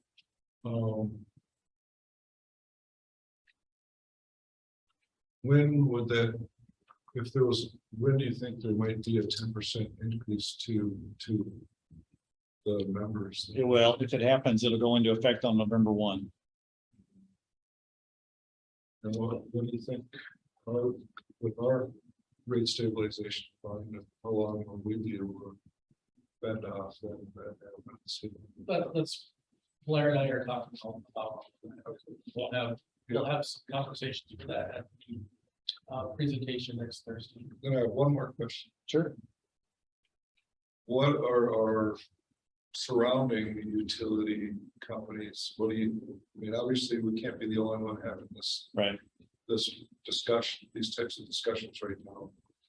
So are we gonna be the first with an increase? No, I don't think so. Okay, One of the things, and it's hard for us to know exactly what other utility wholesale costs are, because typically that's not publicly available out there. But we do know that some of our peers have what I call the power cost adjustment. So Excel Energy, for example, they have in their rates an automatic through a formula pass through of the sorts of costs like energy market costs, fuel expenses that I'm talking about. So rather than absorbing those expenses out of reserves, those get passed through to their retail customers every month. And it just happens through math. And I bet you a lot of people don't even really know what that power cost adjustment is each month. We know that Great River Energy, they have a power cost adjustment that passes through to their member co-ops each month. The sorts of things that we're absorbing out of rates. Minnesota Power does. There's another version of a smaller joint action agency like us that we know passes those costs through already. So we're almost behind in a sense that we don't have that automatic formulaic pass through of costs that I think other utilities have already. I mean, it just kind of happens through the math of, are the expenses higher than the revenues or higher than what was anticipated, and to the extent they are, or if they're less, it's a credit or a debit that gets passed through on that power cost adjustment. We're kind of half the way our agency is set up with the current rate adjustment process. The board almost has to kind of do that on a more manual basis in circumstances like this, which fortunately are very rare, but we're living through it right now where we've got to do something with the rates. Like I said, hopefully it's a situation that can be undone in the near future if situation improves, but we can't really do nothing and kind of keep our fingers crossed that it gets better just in case it doesn't. So, I mean, I don't know if you know, of like East Central Energy to our north, Texas, are those two able to do the automatic increases or because they're private or they're not public utility? Keith, you can speak to that better than I can. Nexus does, it's been very nominal last few, because our water treatment plant two is actually on connections, so we do see those bills. East Central, I know, has one in place, but they haven't been using it in recent history. The last few bills I saw from East Central didn't even have it as a line item on the bill, so I'm not sure what's going on there. To Dave's point, the co-ops don't tell us what they're thinking. Normally I guess from what I've seen is they do their rate increases usually on a January 1 time frame. So it'll be interesting to see as we get closer to the end of the year, what if anything they announce publicly before that. And we're looking at November, they're probably the January if they stick to their. That's kind of what I'm thinking.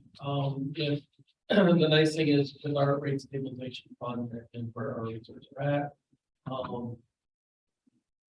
we have time to figure out what we do. So that's a good thing.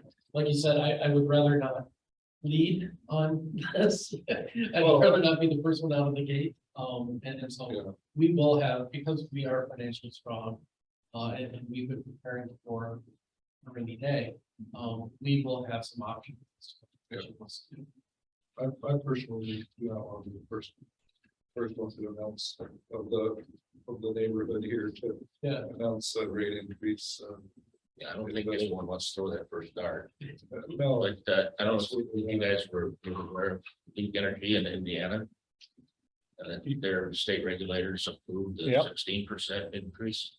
Yeah, I think I sent a link to that article around to some of our simple members too, because the reasons that were described in that article are very similar to what I just rattled through. Yeah, and just so you know, we're not alone. well, I know There's some pretty serious numbers there. his wife works at ECE and he told me that they were looking at 20%. I believe it. I mean, that's what our numbers would say. They just spent $100,000 on a solar system for their house because they think that it's gonna pay back once those rates go up. So, I mean, they not only did he tell me that, but he spent $100,000 back it up. So Wow. I don't know. Wow. I don't know the numbers on all that, but all that pays back, but I do know that the decision was made based on, someone that works in the office. Yeah.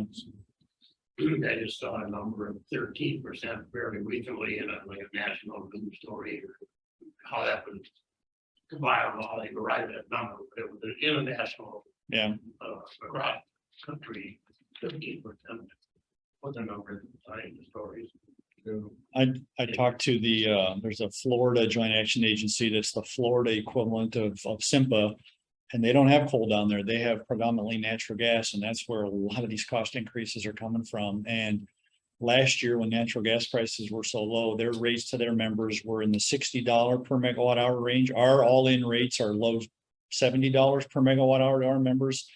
They were in the $60 range. Their rates this year through their automatic pass-through mechanisms are $120. So their rates have almost doubled in 1 year because of everything I just talked about. Dave, to that point, if we bring this back to the quick start contracts, does SIPA have a preference for diesel versus natural gas because of that volatility? I was just curious if that's factoring into Part of the challenge that we've seen in the past, at least with the capital costs associated with that fuel decision, is typically you got to pay a lot more in capital to get natural gas capability than diesel.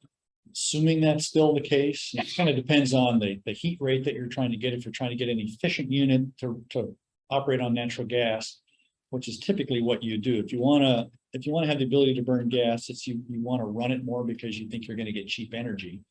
Well, if you have to pay more upfront to do that, then you've got, in order to kind of get that higher capital investment back, you need to be able to run the unit more. And then that creates staffing challenges because now your folks might be getting called to run the unit a lot more than they're getting called today to run on diesel. And we really haven't been able to crack that nut to figure out how that would work with those economics. Yeah. No, that's a fair question. And another thing that gets factored into that is these member units typically run, some of the runs are during emergency cold weather situations, and gas gets curtailed for electric generation to go to home heating. And so in that instance, for reliability, diesel is a better option unless you have LNG storage. And stuff. Yeah. So it kind of depends on how you think the unit will operate. Yeah, so, we'll have 2 comments. Sure. One, talking about the natural gas going houses, I know, I often wondered how could they switch to natural gas when we had houses during that polar vortex that were freezing up because they had no natural gas delivery.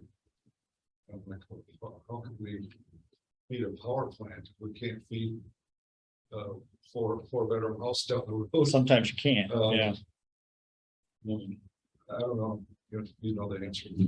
Well, no, I mean, it's an issue. Sometimes the natural gas gets curtailed to the power plants. So plants that have the capability to run on diesel, are going to be in those circumstances more reliable than a plant that's natural gas only. Even in this winter storm Uri, if you have firm gas, firm transportation, and that's kind of the name of the game. If you're trying to make your gas as available as you can get it, you get firm transportation.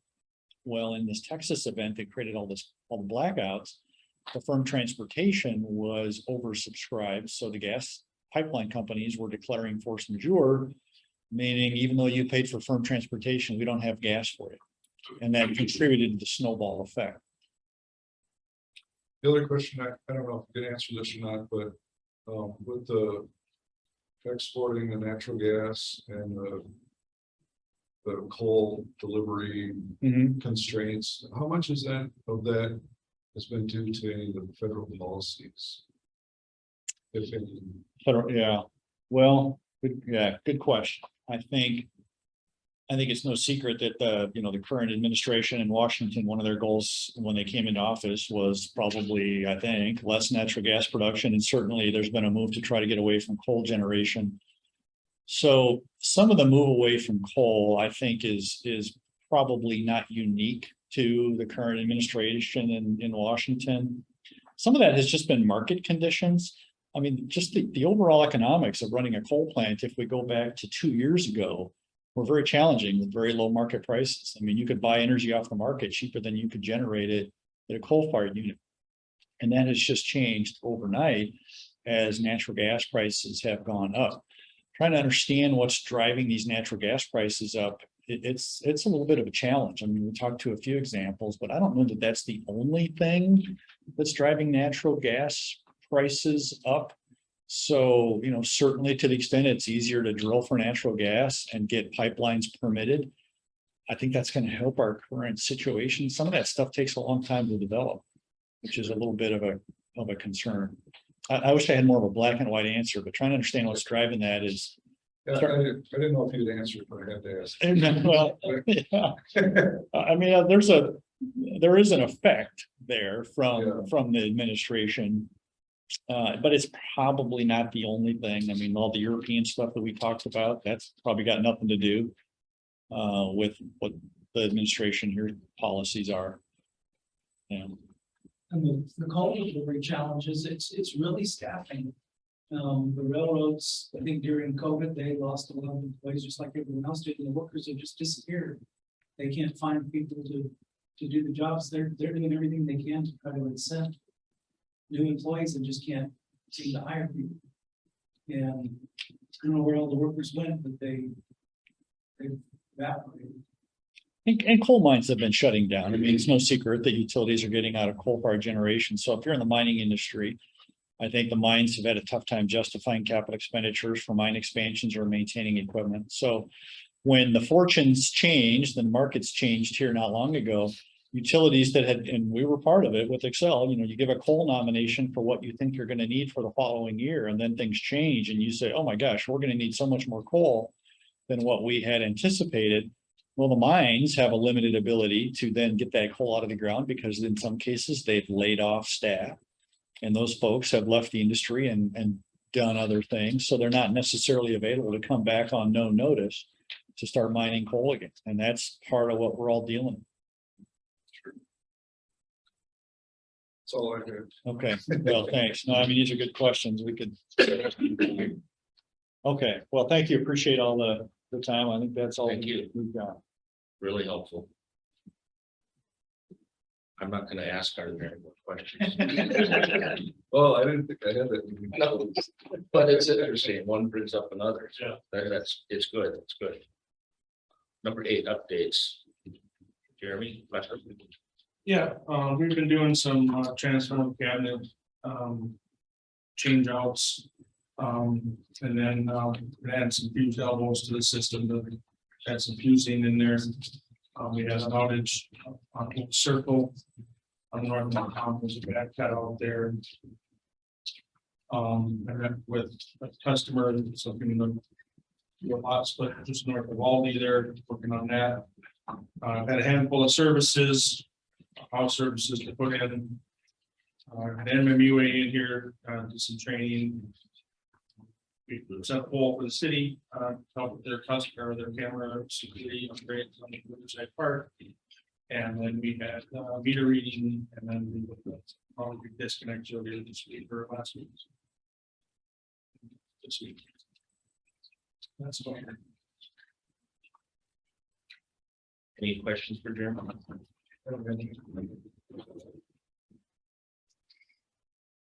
Scott, water?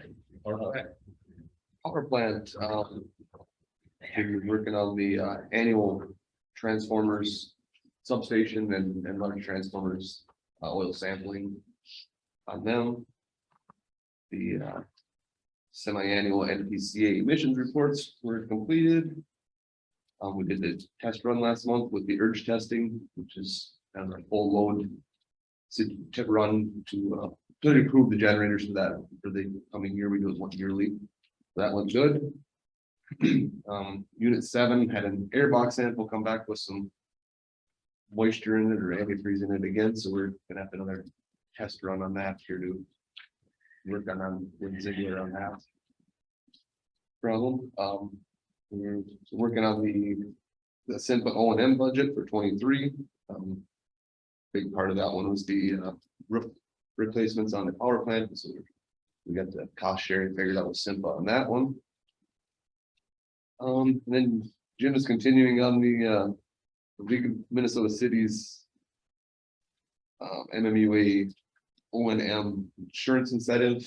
Kind of some bonus program, I guess, at the end of the day of do it. We're getting through some working through that program to try to get qualified for that, so we're getting closer as we keep picking away at the stuff there, so I was getting close to qualifying for that program.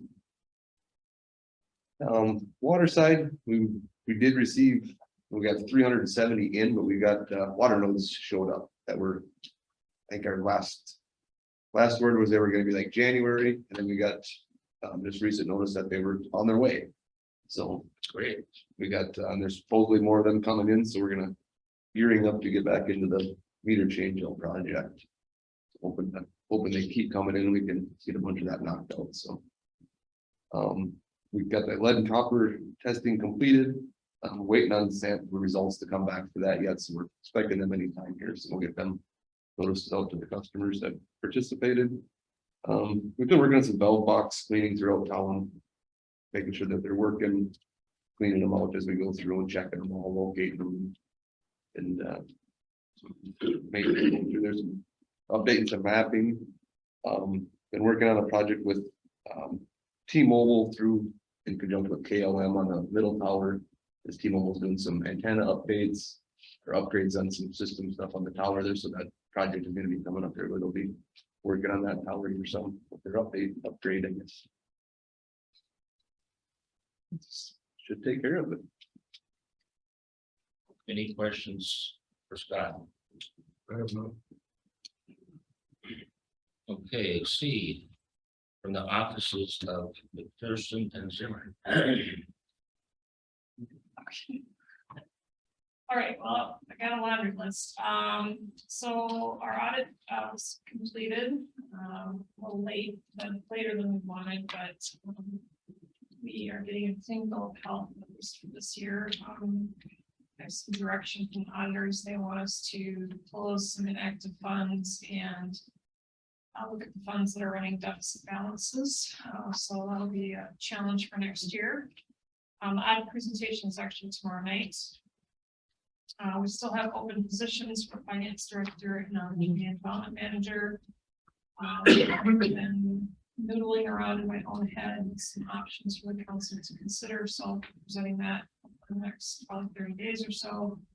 In the meantime, our 3 summer interns have stepped up to the plate and are getting some experiences probably beyond what they thought they were going to get from a summer perspective. So they've stepped up to fill in some roles for keeping our This is Princeton marketing going and our age friendly projects going, and Anna's been helping Ed with our security camera project. And so I think they are gonna go away from this with having some pretty decent things to have on their resume. So at least from a local government perspective. So our insurance renewals have got in play. Our property and loss liability, insurance coverage went down by about $20,000 for the year. Our workers' comp coverage, however, went up significantly. So the city in total paid about $300,000 in insurance for the next year. Workers' comp is going up significantly because of PTSD. So in terms of duty disability. So, and that's not unique to Princeton, it's a statewide issue. And so hopefully there'll be some legislative assistance on that, but I'm not holding my breath. The finance software update is going well. Karen and I have been in training a lot over the last week, but Karen really is liking the new formats.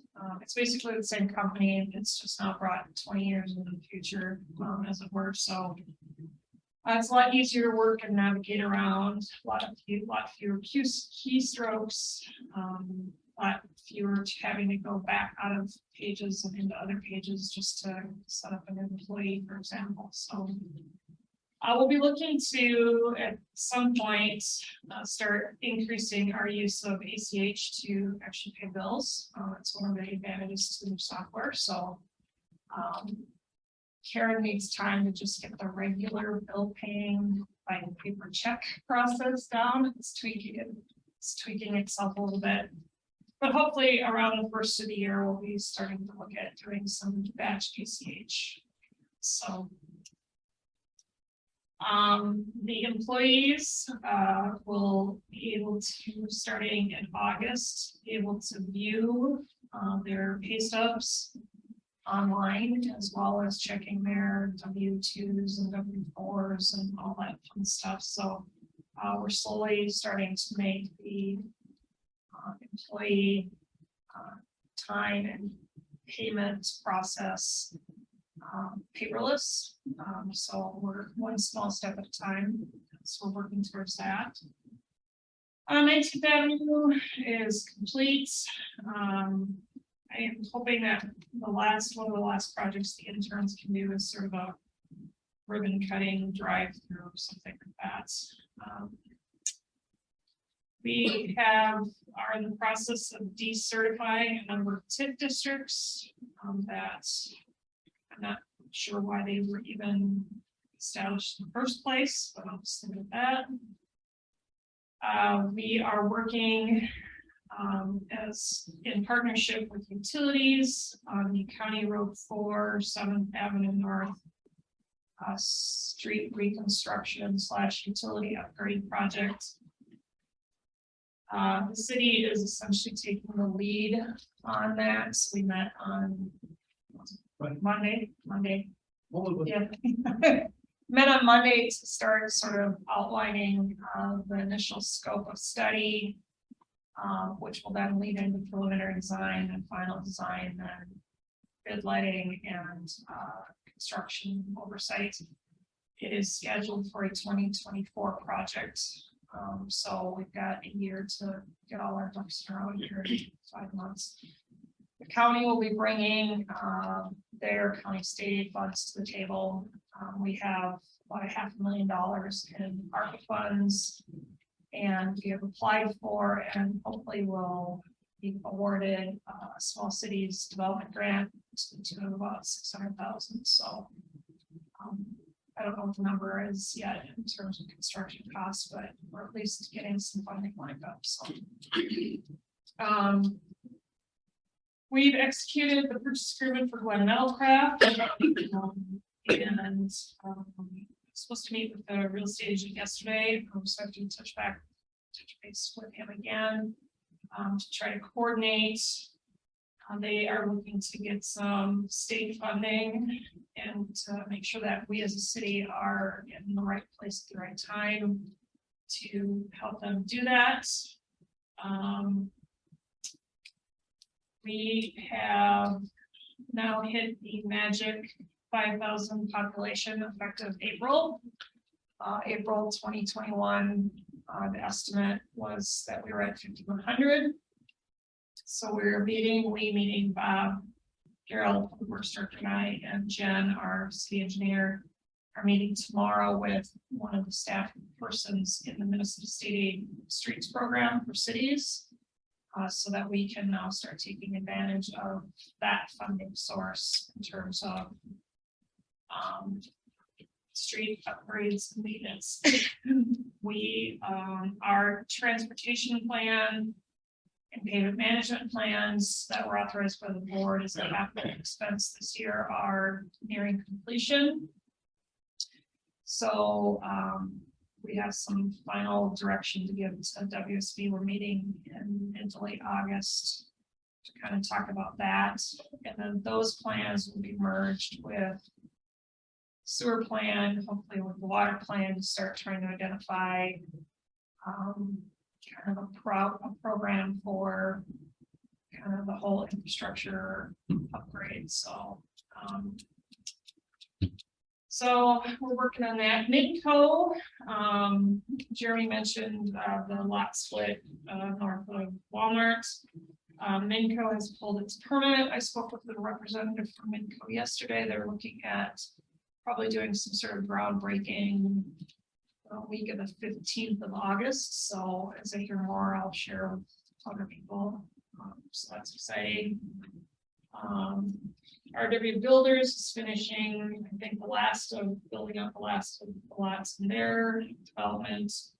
And we anticipate a preliminary plat for the area south of First and west of 14th this fall yet. So I'm assuming that they're gonna want, I don't know if they'll be able to break ground this fall, but they'll definitely be building in the spring, probably for that. And I think that's it. Oh, yeah, we did interview for, we had one of our officers took a position with Maple Grove and we interviewed.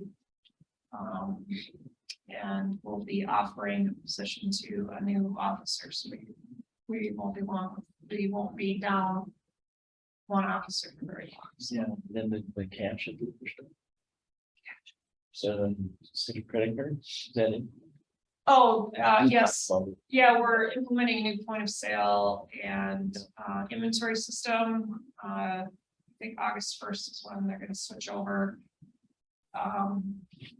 The company is providing the hardware and software at no charge to us.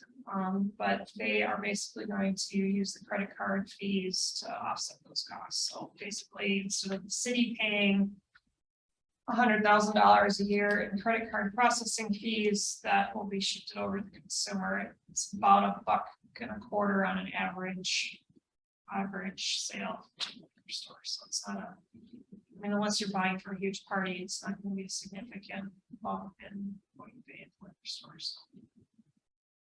Dan, did you? So I was just, where was that? South of one and four. South of First Street and west of Fort. Right over here by the pond. Yeah, right over by the pond is that last open space. Yep. Yeah, just west of your place. Oh, Yeah. wasn't in the Elam that? It's possible, but RW Builders. No, yeah, Yeah. The single family home. No, it'll be twin homes. Pardon me? Anything is better than what's this. I was gonna say, yeah. So. Right over here by the pond in Meadowview, just wherever my work park, where the pond is, all Falcon. Okay. There's a lot, there's 8 or 12 lots, I think they're gonna get in there. I don't remember. There's 2 on the street on 14th, and then I think there's 4 on each side. They're gonna put a little sub street in there. Then on 10 total possibly, something like that. Yeah. Do that one restricted back from the airport, all these days when the cross the runway was. Got a former active zoning issue. Yeah, that's, That was not built. yeah, that's gonna go away. on the Glen Meadow path. Yes. What's their like projected time for building? I don't know.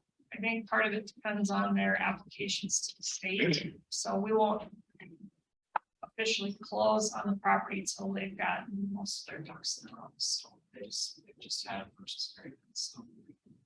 That's why I have to meet with their representative to see where they're at in terms of the process. I'll have a better answer when I talk to him, so. Keith at the top. I've reached out to them and been able to. Yeah, I connected all the players with each other, so that's as much. Yeah, as I I've can tried to, I've had one, someone from there called me. And for me to keep. talking Yeah. about that, so hopefully we can. You know, help it anyway. we can. Yeah. So, Commission. you're- Anyway. see- That's my update or our update. That's about, yeah, just note of interest, Sunken Ship had their ribbon cutting yesterday. It was nice to see. I know it's not a city project, but the city. You know, helped wherever they could, and I know utilities did to get that thing going. To get them open and running, and it was a nice event. Yeah, the big public grand opening this Saturday. Again, it's gonna be huge. The way I understand, it's gonna be huge. Their lot was full yesterday. Yeah, that was, And we came yeah, back to the town later, but yeah, it it was, was interesting to see all that parking lot full. yeah, it was, what do they call it? That's It's not an Top opening, it's not opening. opening. That's what it was. The ribbon cutting and that. gonna be a big death. Oh, yeah. Yeah, but it's nice to see things like that happen in Princeton. Just a lot of great. Yeah. Anyway, we still got the compensation study going yet? Yeah, That's they're going- they're at the marketing, they're testing the market now, so. Wendy Hendricks has a radio station, or not a station, but a program, and she sent me the link that she did on Ruby and interviewed the family and everything else. It's an interesting story because it wasn't gonna be in Princeton. It's gonna be in Zimmerman. Oh, So I have the link if anyone's interested, but Jeff and John are great guys. They just do anything for their you. parents live in the, By you, where I live, yeah, that's what I understand. yeah. So I don't know, it should be really good. One of the guys that filed for help. Yes, he is, Jeff, Jeff has. Jeff Smith. And They're workers, gosh. From what I saw last night, there, everybody that was there was related somehow. All the workers, they were all related. This was the That's why it's cheaper. wife, one of the wives, another one of the wives, and nephew, son. So I, Sister, I know the sister is the treasurer. Got a lot of clientele that lined up. I think they're a little apprehensive about Saturday. I mean, there's a lot of people Oh, I think it's responding You're to gonna have to that. have traffic control, Yeah, maybe. put some more tables on the parking lot or something. Just- Pretty neat thing. Yeah, but Wendy is gonna reach out to you. Okay, I'll And wait for, I think they're scheduled through August. So, okay, but it will have get some I'll city, wait, I will city be deals. open to her contacts, so. It's great to hear 5,000, that number hit in a long time. I saw that number grow and grow from this age to now, so long time coming. Yeah, just one more. I just had some little note here. I attended the park board meeting yesterday, and some of the things they talked about too is they want to do, and it'll come for the council level, but they're talking about some pickleball courts up by the civic center, and the cement slab is, or that's used for ice skating in winter. And maybe It's pretty popular here. yeah, it really is, and it was a nice discussion about that, something new to Princeton again, bringing it. Go back to the 5,000 population, I remember. When we talked about this in the past. It was never really clear, you have to wait for the next census to come around, and then that was the question that was up at the time. Now, the land in between. Yep. so Automatically. We do qualify now. We do, because it's the demographer's estimate, but my understanding is that. Since you're using the demographer's numbers, you can basically apply at any time to, so we're meeting with the state on tomorrow to find out what the next steps that we have to take are. I'm familiar with the county, state aid, money, and all that. But Yeah. city's probably a little different, I guess. It's very similar, it's just a different pot of money. I mean, it's all coming out of various gas tax and other taxes that they collect on motor vehicles and sales of auto parts and all that kind of stuff. So, They do. What, taxes first? yeah, they tax all It's this. the state aid about gas tax. It's very complicated. But it's nice that we are now eligible after many, many years of. Correct. So I'm gonna passport, but All right, any other questions? If not, we'll move on to Mr. Butcher.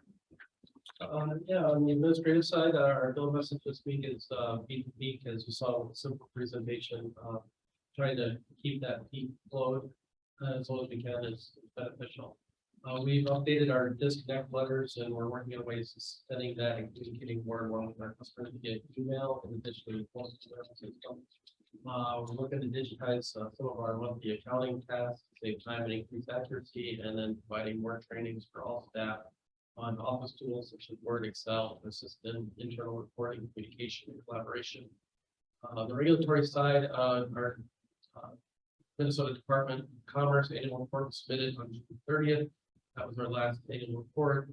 And then we are starting the process in 2023. Our air permit is up for renewal.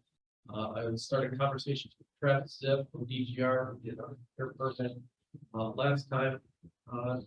The air permit renewal is due September of 2023, but per MCA rules, all paperwork must be submitted 6 months in advance, which puts that in March of 2023.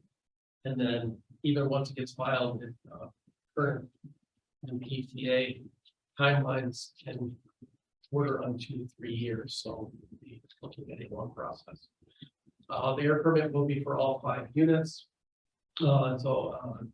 Included in the SIPA O&M budget, which Scott talked about, there was a proposal in there to split the cost of SIPA, with PPU paying for the air permit for unit 7 and SIPA paying the air permit for units 3 through 6. The plan is to start on that work with Travis after January 1st. So that will be an item that I will include in the 2023 budget that we'll be discussing at the end of the year.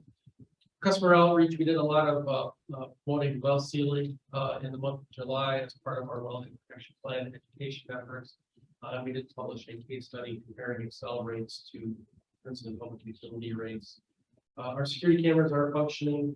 We've been using those. So we're updating some of our other cybersecurity protocols, and then we are working on improving our ability to communicate with customers during outages through the on-call phone.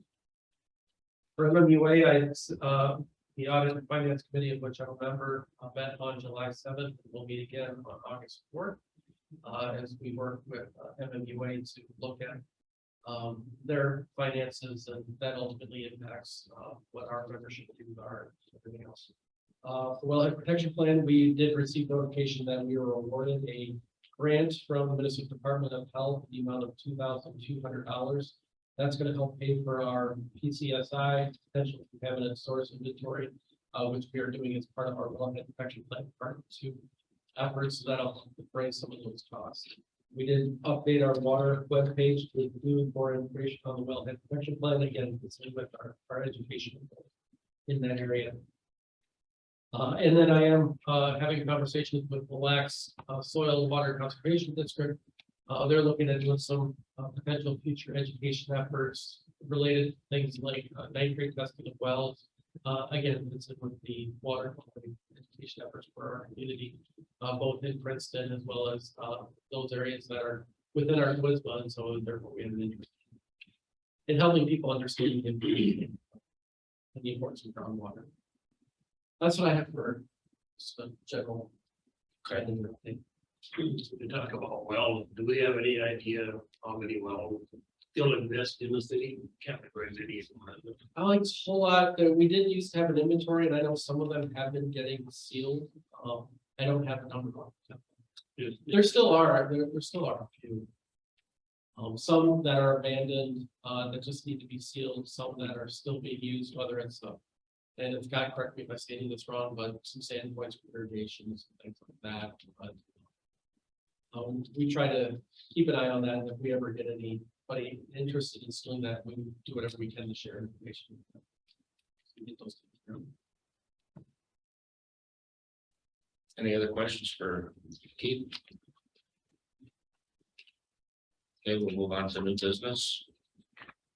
And with a commission meeting change, I'm gonna make a motion that we take both of these on at one time. I'll read them. Due to scheduling issues, we are asking to move the August 24th meeting to August 17th. And to move the November 16th meeting to November 15th. I'm making that a motion. Is there a second? I'll second. It's been a first and a second. All of those in favor? Aye. Motion passed. ACH credit expiration. That program has been very successful, correct?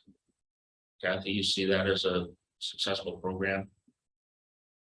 I mean, the numbers seem to be going up. That saves us money. People are taking advantage of it.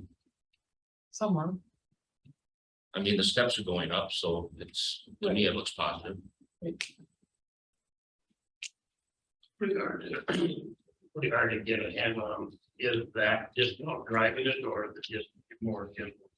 Well, it didn't exist before, and that's why I wanted to draw your attention to this step. it's happening, it's moving in the right direction. I don't know if that equates to extending it, or has the fuel kind of died. It looks like people are still, it's growing. So that's positive. But I would like to hear what the commission and Kathy and Keith's input, and is it gonna make a difference if we continue it or not? I've got a thought on it. I totally support it. We have to promote it. We have to do, good program, and we have to do something to promote it. I totally am on board with that. But I was thinking more in terms of maybe doing a sign up, just a one-time sign up discount. Rather than have a specific service. We're doing, and I don't throw a number out there for discussion, say 5% electric water. Go into that one super, because that's a separate presentation. I'm just throwing a number. Just when you sign up, you get that one-time credit or discount, whatever. That's where my thoughts cross my mind. I think if you're going to do that or change the program, I think we should stick, if that's going to be considered, stick with the water, don't monkey with the electric. Especially if we're going to be increasing some costs here. But is there a reason that, and I appreciate your input, is there a reason to change it if it's been working according to the chart that's in this month's packet? Well, I know what my question too would be to the administration, it would be easier to do just a one-shot deal as compared to doing like we are doing, which is probably a kind of lower question. I don't know how to answer that. Knowing what. I mean, it's not something. I don't, again, I'm not, I don't think our position either way. I mean, I totally agree that promoting the program one way or another should be done. But whether it should be changed or not, I think. I guess I would like to, I like that graph. Yeah. I'd like to continue it until we see that graph level out. Then maybe at that point, we just continue. Yeah, I mean, we all had some pretty heavy thoughts and concerns when this was first introduced, and Yeah, I know in private meetings, I wouldn't change it. That kind of tells you whether people are signing up. well, right, and then I think, after we got through months and months and months of discussion, Yeah. now we're maybe being acceptance of it, that it did work, and I think part of that I know it doesn't look like it flattened out. So. no, it has not, but I think your comment, Dan, with that 3%, not just interjecting the ACH, but doing the 3%, kickback is, so I don't see a reason to change the program, and I would like to see it continue as long as it's still growing. Once it flattens out, then at least extend it for another 6 months or something. Another discussion, yeah. Or whenever you gentlemen would like to revisit it, beginning of the year. At budget time, I think. Again, is probably I think gonna it's go. in this place, but maybe administratively, even if they have it in place, there's not a change. Maybe, yeah. Next year sometime. It would be Yeah, 6 I months. guess, it would be beneficial for us to be definitive. Yeah. 6 months. Look at that with another graph. So February. Well, we look at this,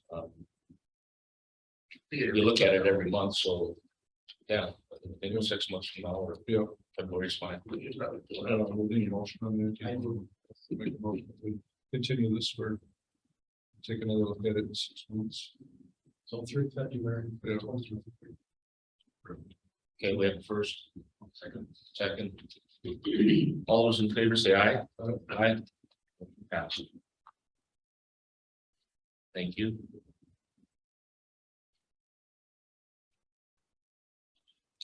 Choose green.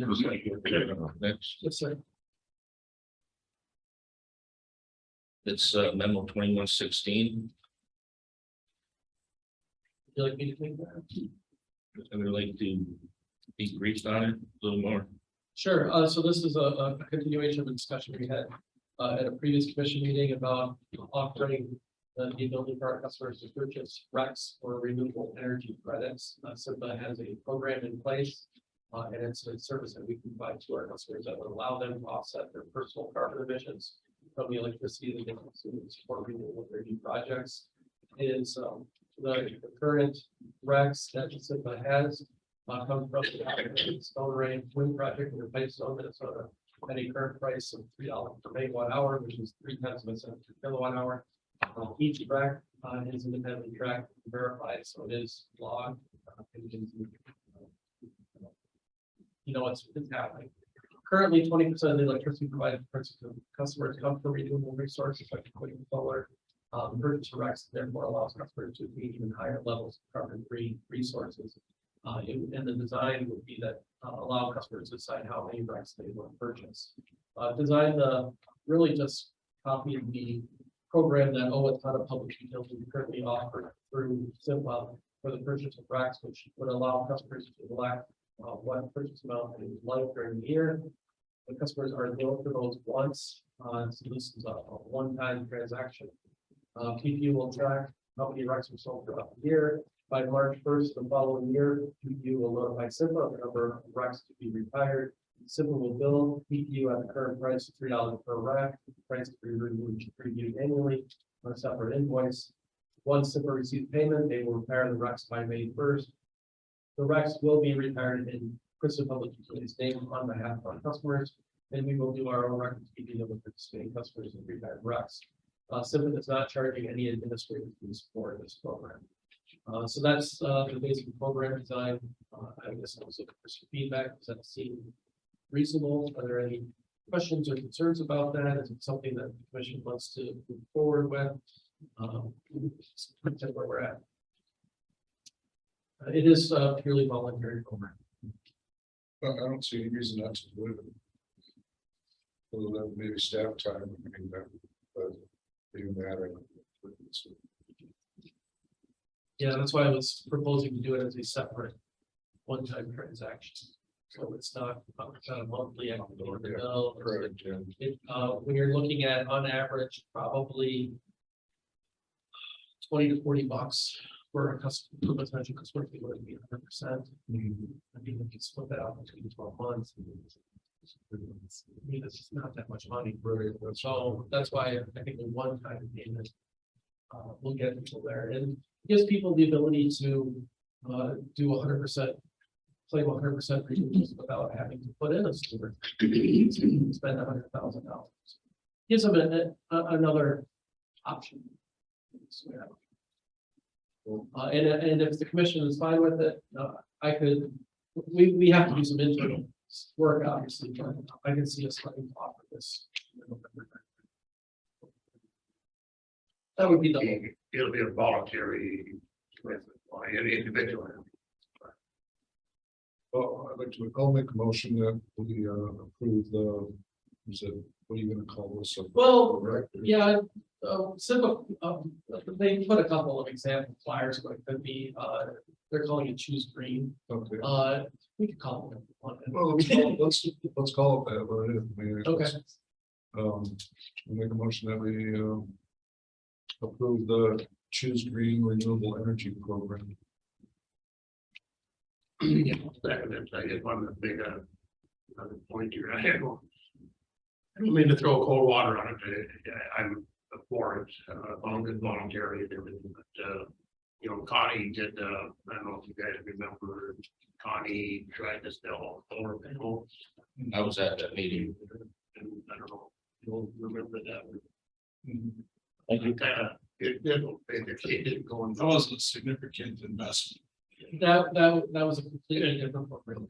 Okay, that's fine. I just wanted to bring that up. Yes. Yeah, I think. Okay. I have one question, like, who is marketing? Well, we could do it through social media, but that would be up to us. So I would just, I guess my thought was I would just kind of put their location of Also, maybe something like, maybe have new customers sign up, because they don't reach us. That's correct.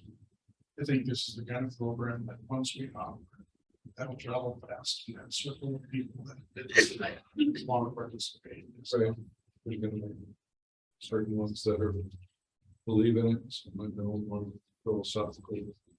Yeah, well, and the commission may recall, we did have a whisper call in, who's a member of an HOA.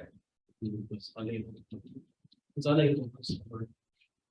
On their own, you know. This program is really geared towards like apartment buildings, people that can. Yeah, They can't put a solar. They don't have the real estate to do it. right. No, yeah, I remember that. No, Yeah. That's perfect, opportunity for them to. Or they don't have Or they just. $40,000 to put up a solar system. You know what I mean? They really want to help the cause. Yeah, It allows them to take ownership and yeah. Yep. Oh, no, it's a great program. It's something that, Yeah. Okay, we have a first and a second. If there isn't any other discussion, all those in favor say aye. Right. Aye.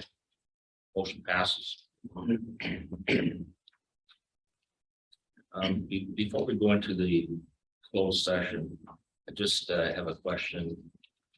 With your comparison, Mr. Butcher, did you get any feedback on that at all from anybody? Sorry. The comparison with January, and was it, Oh, I did not. okay, I just didn't know if there's any comments or anything on that. It was interesting. So did those two timeframes just get drawn out of the hat or? Well, I figured, Winter and summer. yeah, that's what I figured. Okay. Until winter, July. No, I thought it was interesting, so I just wanted to find out if there was any. Well, critics couldn't. Thunder away. Okay, at this point of the meeting, we're going to discuss and perform a review of the general manager.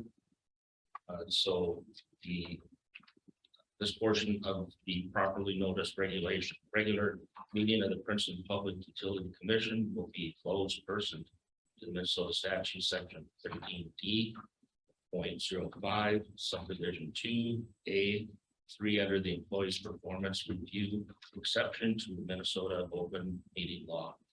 The purpose of the closed meeting is not to make a decision behind closed doors, but instead to determine what actions are necessary, if any. The only business that will be discussed is a portion of the meeting of general manager's performance review. I will now entertain a motion to close this portion of the meeting. Second. Those in favor say aye. Aye. UC will now go into the closed session. Time is 3:17. Today's date